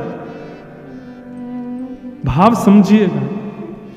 नयन दो छवि अमित अगाधा, और उसमें भी तापर पलक करत हैं बाधा। एक तो इतने सुंदर श्याम सुंदर, और उनको देखवे के काजे या जड़ विधाता ने दो ही आंख दी है, और इन दो आंखन से भी उनको निहारवे को प्रयास करें तो जल तो आ ही जावे, वासे पहले ये पलक भी बाधक बन जाती हैं। बीच बीच में देखते देखते आंखें भर आती हैं, और उसके अलावा भरे भी ना तो आंखें श्रमित हो जाती हैं, तो पलक गिर जाती हैं। श्याम सुंदर सामने हो और उस समय पलक गिरती हैं तो गोपियां गोपी गीत में कहती हैं, त्रुटिर युगायते त्वाम पश्यता जड़ उदीक्षता। अरे जड़ विधाता, तू जानता नहीं था कि श्याम सुंदर हमारे सामने आने वाले हैं? तूने ये पलक क्यों बनाई? आपको पता है देवताओं में और मानव में अंतर क्या है? देवता अनमिष होते हैं, उनके पलक नहीं होती। मतलब स्वरूप तो ऐसा ही होता है, लेकिन जैसे हमारी पलक गिरती रहती है ना, ऐसे देवताओं की पलक कभी गिरती नहीं है। किशोरी जी कह रही हैं, अमित छवि और वाकु देखवे का जे नेत्र दो, और इन दो नेत्रन में भी सखी तामे पलक करत हैं बाधा। कैसे निहारूं उनको, कैसे देखूं? या हमारे मैं आप लोगों से प्रार्थना करूं कि मुझको कृष्ण के भाव सुनाओ, उनके रूप को वर्णन सुनाओ, उनके अंग प्रत्यंग को वर्णन सुनाओ, क्योंकि देखवे की सामर्थ्य मेरी नहीं है। श्री जी के इतने सुंदर भाव। श्री जी कहती हैं, अब एक सखी बोली, तो श्री जी बा कारे कलूटे को देखवे निकाय को है। अरे आप इतनी सुंदर हो, आप तो अपना प्रतिबिंब ही देख ले करो। आपको प्रतिबिंब को जो स्वरूप है ना, वह स्वरूप को ही नेक सांवलो बना दिया जाए तो ऐसा लगेगा श्याम सुंदर ही है। आप तो खुद को ही देख ले करो, वह नंदनंदन को देख के कहा करना है आपको। तब श्री जी कहती हैं, जो ब्रज दीनो जन्म हमारो। अरे सखियों ध्यान से सुनो, यदि ब्रज में हमारा जन्म हुआ है तो ब्रज में जन्म लेने का एक ही कारण है। क्या? जो ब्रज दीनो जन्म हमारो, देखन को मन मोहन प्यारो। ब्रज में जन्म खाने पीने हंसने बैठने घूमने फिरने के लिए नहीं हुआ है। इस ब्रज में जन्म केवल श्याम सुंदर मनमोहन को देखने के लिए ही हुआ है। उनको नहीं देखेंगे तो कैसे काम चलेगा। हमारे यहां तो ब्रज की गोपियां श्रीमद् भागवत के वेणु गीत में कहती हैं, कभी अवसर मिलेगा ना लाल जी के ससुराल में वेणु गीत भी सुनाए। श्री जी तो आ ही जावे। वेणु गीत भी बहुत सुंदर है श्रीमद् भागवत का। गोपी गीत सबने सुना है, लेकिन भागवत के कई ऐसे अप्रकट गीत हैं, उनका भी अद्भुत भाव है। जैसे वेणु गीत, युगल गीत, श्रीमद् भागवत के ऐसे। अब वेणु गीत में क्या होता है, ठाकुर जी वन चरा रहे हैं गैया में, वन में चरा रहे हैं गैया, और वहां बैठ कर के वेणु वाद्य कर रहे हैं। उस वेणु की ध्वनि को सुन करके गोपियां नेत्रबंद करती हैं, और नेत्रबंद जैसे ही करती हैं तो हृदय में ही ठाकुर जी की वो छवि प्रकट हो जाती है जो वन में लीला हो रही है, और उसका वर्णन गोपियां करती हैं। अब श्याम सुंदर ऐसे चल रहे हैं, अब श्याम सुंदर ये लीला कर रहे हैं, वही वेणु गीत है। वेणु गीत में गोपियां कहती हैं, अक्षणवताम फलमिदम न परम विदाम। बोले भैया ये नेत्र किस लिए मिले हैं? सूरदास जी का पद है ना, देखो चाहत कमल नयन को, निस दिन रहत उदासी अखियां, हरि दर्शन की प्यासी प्यासी, हरि दर्शन की प्यासी अखियां, हरि दर्शन की प्यासी। श्याम सुंदर को निहारो। किशोरी जी कह रही हैं, जो ब्रज दीनो जन्म हमारो, देखन को मनमोहन प्यारो। उनको देखने के लिए ही हमारा जन्म ब्रज में हुआ है। किशोरी जी बोली, मैंने तो अब सोच लियो है। ललिता विशाखा बोली, कहा सोच लियो? बोले, अब मैं तपस्या करूंगी। ललिता विशाखा बोली, क्यों?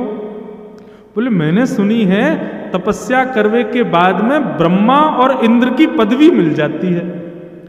ललिता विशाखा बोली, आपको ब्रह्मा की पदवी की क्या पड़ी है? बोले, मैंने सुना है पूरे विश्व को ब्रह्मा बनाता है, तो मैं तपस्या करूंगी और तपस्या के बल से मैं विधाता बनूंगी, और यदि विधाता मैं नहीं भी बनी तो ललिता विशाखा बोली, आपको विधाता बनने की क्या जरूरत है? आप विधाता को बनाओ, आप में इतनी सामर्थ्य है। किशोरी जी बोली, सही कह रही है, इस बार तो विधाता विष्णु ने बनायो, लेकिन अगली बार जब प्रलय के बाद पृथ्वी बनेगी तब विधाता को मैं बनाऊंगी। ललिता विशाखा बोली, आप विधाता को बनाओगी?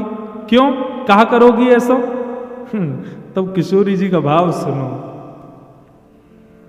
आहा, जो विधि ना को वश कर पाऊं, तो मैं पद्धति कछु और चलाऊं। विधाता जब मेरे चयन से बनेगा तो फिर मेरी जैसी इच्छा होगी वैसा विधाता पृथ्वी को बनाएगा, वैसे पृथ्वी के मानवों को बनाएगा। बोले, अच्छा, तो आप विधाता से कैसे मानव बनवाओगी? बोले, या विधाता ने तो 2 आंख वाले मानव बनाए, लेकिन जब मैं विधाता को बनाऊंगी या मैं विधाता बनूंगी तब रोम रोम प्रति नैन बनाऊं। मैं विधाता को आज्ञा करूंगी कि भैया मानव बनाइयो, लेकिन मानव के जितने तेने रोए बना दिए ना बेमतलब के, कहा काम है इनको, इन प्रत्येक रोम में नेत्र प्रकट कर दियो। रोम रोम प्रति नैन बनाऊं, क्यों? ताकि अमित अगाधा स्वरूप जो श्याम सुंदर को है, हमारो अंग अंग वाको दर्शन करे, हमारो अंग अंग वाको निहारे। और सखी ने को एक और बात सुन, रोम रोम प्रति नैन बनाऊं, और उसमें भी एकटक रहें, ये नेत्र सदा खुले रहें, श्याम सुंदर को देखते रहें, उसके लिए पलक ना बनाओ, रोम रोम प्रति नयन बनाऊं, एकटक रहें पलक ना बनाओ। तब का होगा, तब कछु कहे हुए सखी सब पूरन मन के थान। किशोरी जी कह रही हैं तब हमारी मन की मनोकामना पूरी होगी, और उस समय जब हमारे रोम रोम में नेत्र होंगे, बिना पलक के नेत्र होंगे, और जब श्याम सुंदर हमारे सामने आएंगे तब अपने प्रत्येक रों से उनका दर्शन करेंगे, तब हमारे मनोरथ पूर्ण होंगे, तब हमारी मनोकामना पूर्ण होगी। अब देखो, कृष्ण सन्मुख की किशोरी जी और कृष्ण विमुख किशोरी जी के भाव। आप यूं मत सोचियो कि हमारी किशोरी जी को कृष्ण के अधीन बता रहे हैं ये, रुक जाओ कल अभी आ जाएगा तो ठाकुर जी को अधीन बता देंगे। वहां में कोई अंतर थोड़ी, दोनों एक दूसरे के अधीन हैं, सदा एक दूसरे के सुख के भाव में तो विराजमान रहते हैं। हमारे बिहारिन देव जी तो एक पद में वर्णन करते हैं कि भैया ठाकुर जी मुकुट क्यों पहनते हैं पता है? अच्छा, मुकुट भी पहने तो सीधो पहनने बाद टेढ़ो क्यों पहने? तो बिहारिन देव जी का वो पद है, कल सुनाऊंगा, वो पद मुझे स्मृति में नहीं, उसमें बिहारिन देव जी का भाव है कि वो टेढ़ा मुकुट इसलिए पहनते हैं ताकि किशोरी जी जब संग चलें तो कहीं धूप की छांव, धूप के प्रकाश से किशोरी जी के चरणन में श्रम ना आ जाए, इसलिए छतरी पकड़वे को इतना अभी समय ना है, तो अपने मुकुट को ही ऐसो टेढ़ो करके चलें कि मानो श्री जी जब चलें तो उनकी श्री जी के चरणन के ऊपर छतरी को काम ठाकुर जी को मुकुट करते हुए चले, ताकि श्री जी के चरणन को धूप के सूर्य के प्रकाश से कोई श्रम नहीं आ जाए। दोनों ही अधीन हैं। ऐसे भवसागर में गोते लगवा देंगे महाराज की जीवन भर उससे कभी निकल नहीं पाओगे। ऐसे हमारे श्री जी और ठाकुर जी के मधुर भाव। आहा,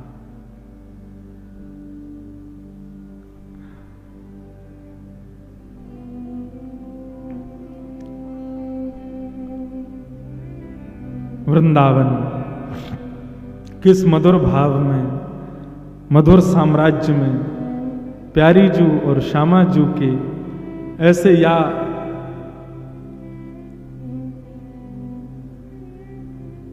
बिना किसी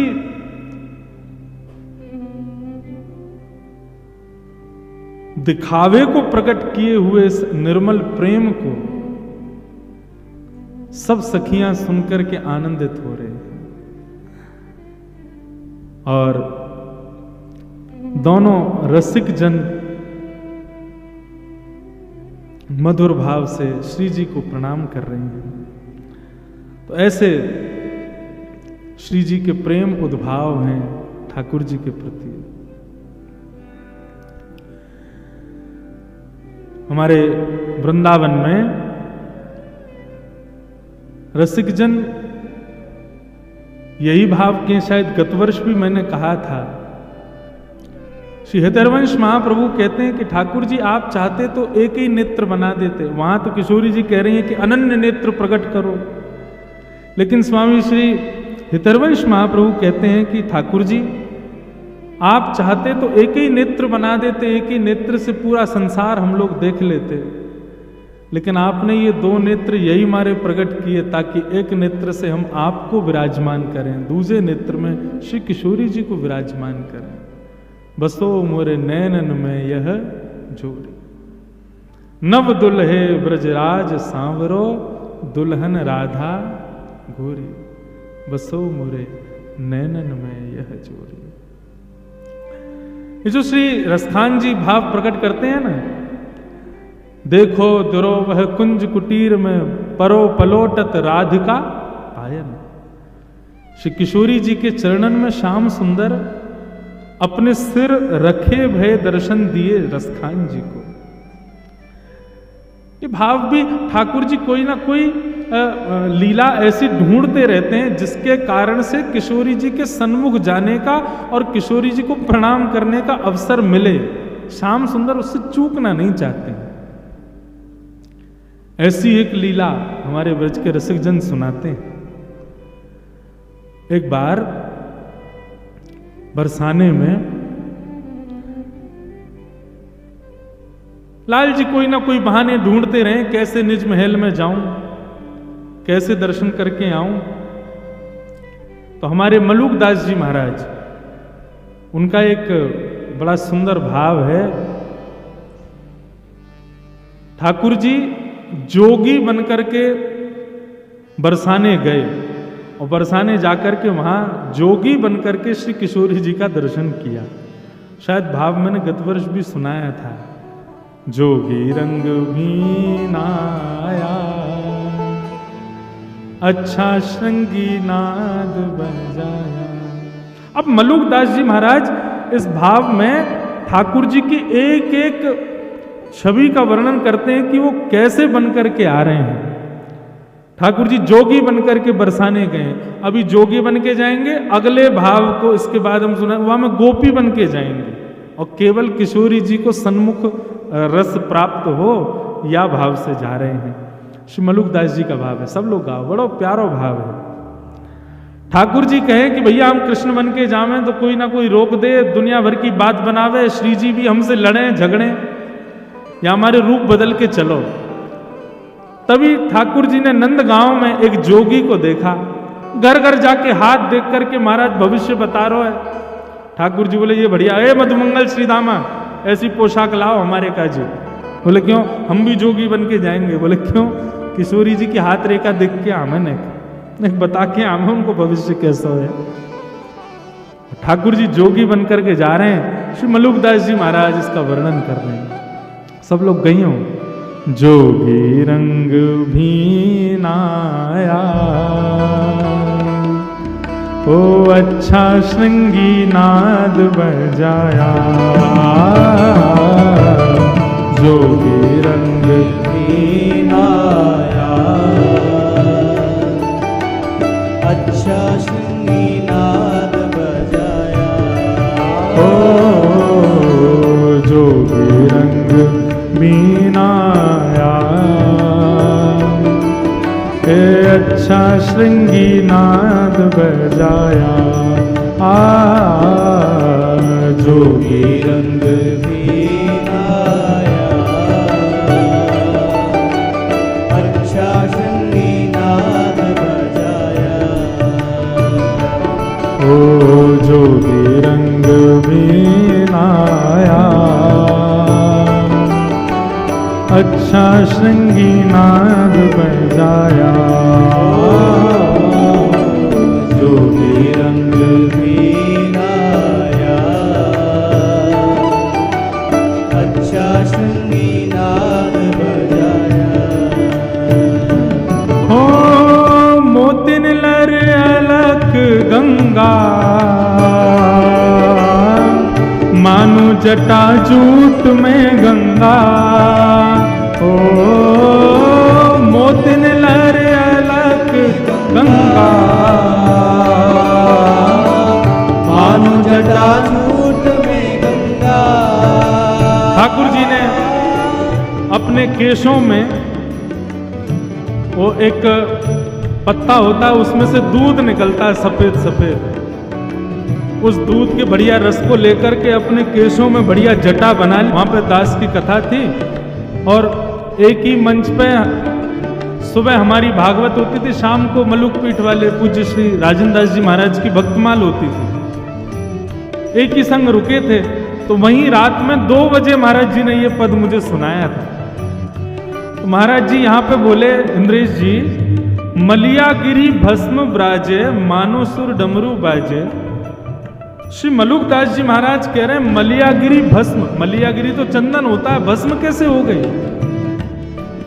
मैंने कहा हाँ महाराज जी ये बात तो सही है, मलियागिरी तो चंदन होता है, भस्म कहां से हुई? तो वे कह रहे हैं, बोले भैया श्री किशोरी जी के दर्शन की ऐसी अग्नि लगी है ठाकुर जी के चित्त में कि मलियागिरी चंदन लगाया, लेकिन किशोरी जी के दर्शन की लालसा से, उस चित्त में दर्शन की अभिलाषा की अग्नि से वो चंदन भस्म बन गया। वाह, ऐसे तड़प रहे हैं, ऐसे मचल रहे हैं किशोरी जी को देखने के लिए, लगायो तो चंदन है लेकिन भस्म बन गया है। मलियागिरी भस्म ब्राजे मानु सुर डमरू बाजे, ओ मलियागिरी भस्म राजे मानु सुर डमरू बाजे, मानु सुर डमरू बाजे, मानु सुर डमरू बाजे। ओ जोगी रंग मीनाया, अच्छा श्रृंगी नाद बजाया, ओ जोगी रंग मीनाया, अच्छा श्रृंगी नाद बजाया। जोगी रंग मीनाया, अच्छा श्रृंगी नाद बजाया, ओ जोगी रंग मीनाया, अच्छा श्रृंगी नाद बजाया। अब जोगी बन गए ठाकुर जी, पहुंच गए बरसाने, अलग निरंजन डमरू बजावे, कोई भविष्य दिखवाओ, कोई हाथ दिखवाओ, कोई जन्मपत्री दिखवा लो। ललिता विशाखा सखियां सब देख रही थी। बोलो भैया कोई भविष्य बतावे वारो आयो है? बोले हाँ आयो तो है। कोई कहे अपनी पूछो, लेकिन हमारी ब्रज की सखियों का भाव कैसा? अपनी मत पूछो, हमारी श्यामा जू की पूछो। संसार का स्वभाव अपना अपना, लेकिन भक्त का स्वभाव हमारे लाल जी का, हमारी श्यामा जू का, वो प्रधान है। सब सखियां गई, बोलो भैया बाबा ओ जोगी, नेक्स्ट से जोगी, रूप तो तुम्हारो जोगी सो है, लेकिन देखने में ऐसे लग रहे हो तुम्हारो अभी जन्म भयो कछु साल पहले। ठाकुर जी बोले ये सब तपस्या के बल से हुआ है गोपी, तुम नहीं समझोगी। हमने हिमालय पे बड़ी तपस्या करी है। हमारी आयु कितनी है? हाँ ये संग में हमारो सेवक है, ये बतावे। हाँ बताओ कितनी आयु? मधुमंगल भी गया था जोगी बन के। मधुमंगल बोलो हमारे महाराज जी 120 वर्षों से हिमालय पर तपस्या कर रहे हैं, लेकिन तपस्या के प्रभाव से इनके अंग प्रत्यंग की झुर्रियां चली गई हैं, देखने में ऐसे लगते छोटे बालक। दो चार सखियां बोली हमारो हाथ देखो। मधुमंगल बोले तुम्हें तो मैं ही देखूंगा, देखू आओ, तुम्हारे भविष्य को तो मैं बता दूंगा। हमारे महाराज जी तो राजा रानी आदि इन सब बड़े बड़े लोगन के हाथ देखें। बोले अच्छा। ललिता विशाखा बोली आप यदि भविष्य कथन करो तो हमारी श्री जी को हाथ देख लोगे। कौन श्री जी? अरे या बरसाने की अत्यंत सुकोमला, अत्यंत सुमनोहरा, रसिक जनन के हृदय में सदा वास करवे वारी श्री वृषभानु नंदिनी हमारी श्यामा जू ने उनको भविष्य देख ले। ठाकुर जी बोले कहा भविष्य देखना है? बोले भविष्य में केवल इतना देख के बताए दो कि हमारी ऐसी सुकुमारी सुंदर किशोरी जी को ध्यान रखवे वारो कैसो होएगो। नेक वाक्य बारे में नेक बताए दो। हम तो यही बात की चिंता में कि हमारी किशोरी जी के भाव स्वभाव स्वरूप इतने सुंदर हैं कि कहीं उनकी जोर को कोई मिलेगा भी कि नहीं।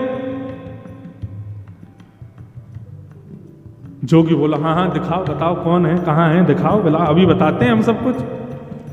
जोगी को पकड़ करके ले गए। इतने में ही श्री वृषभानु नंदिनी पधारी सन्मुख, और जैसे सामने आई हैं किशोरी जी तो दूर से ही देखे। बोले किसको पकड़ लाई हो ये? बोले बहुत बड़े जोगी हैं, 120 वर्ष से तपस्या करके इन्होंने अपने अंग की कांति को बिल्कुल बालक के समान कर लिया।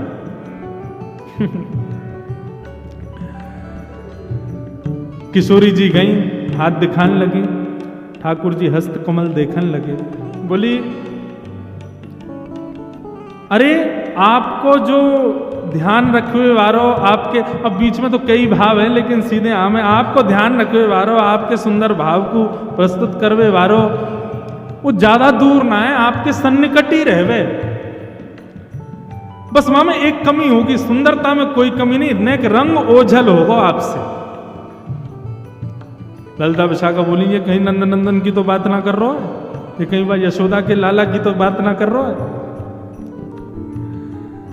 किशोरी जी तो हस्तकमल का स्पर्श करते, अरे श्री किशोरी जी तो ठाकुर जी के अंग की सुगंध से पहचान जाती हैं, उनको तो सब पता हो, बरसाने में ठाकुर जी आ जाए किशोरी जी को वैसे ही पता चल जाए, किशोरी जी भी समझ गई ये कौन है, हम सब जानने ही हैं। बोले जाकू आपके बगल में खड़ो कर दियो जाए और वाके बगल में खड़े रहते ही आपकी उपमा और बन जाए, समझो वही आपको जीवन संगी बनेगा। ललिता विशाखा बोली तो क्या करना चाहिए, बोले एक एक जो भी आपको लगे कि योग्य है वाकू लाला के बगल में खड़ा करके देख लो, यदि वासे किशोरी जी की उपमा बढ़ जाए तो समझ जाइयो कि वही है। अब बोले यहाँ को पकड़ के लाम है, सो धीरे धीरे ठाकुर जी खिसक के बगल में चले गए और बगल में जाकर के महाराज कंधे में गलवैया और देखी, अरे ललिता ने देखियो कैसे लग रहे हैं हम। श्री मलुकदास जी वर्णन कर रहे हैं, सोहे बाम भाग में प्यारी मानो अर्धंग सवारी, सोहे बाम भाग में प्यारी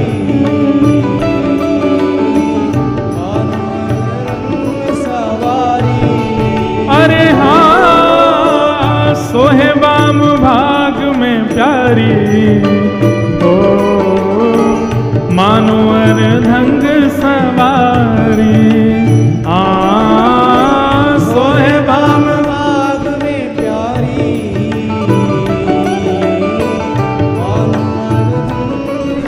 अब जैसे ही जोगी बगल में जाके खड़ो भयो, किशोरी जी के गले में गलवैयां डाल के, ललिता विशाखा बोली अरे लयोरी बेलन हमारा, या की हिम्मत कैसे भाई, हमारी किशोरी जी गले में गलवैयां डाल खड़ो है। जैसे ही ललिता विशाखा दौड़ करके आई किशोरी ठाकुर जी पर नेक थोड़ो प्रहार करवे के काजे, इतने में ही ठाकुर जी ने अपने अंग की मलियागिरी चंदन की भस्म को हाथ में लियो और जोर की फूंक मारी। महाराज वही से ही सबरी गोपी मंत्र मुग्ध है के निहाल है गई। ओ मोहन मंत्र फूंक के मारी, सब ब्रज मोहिनी डारी,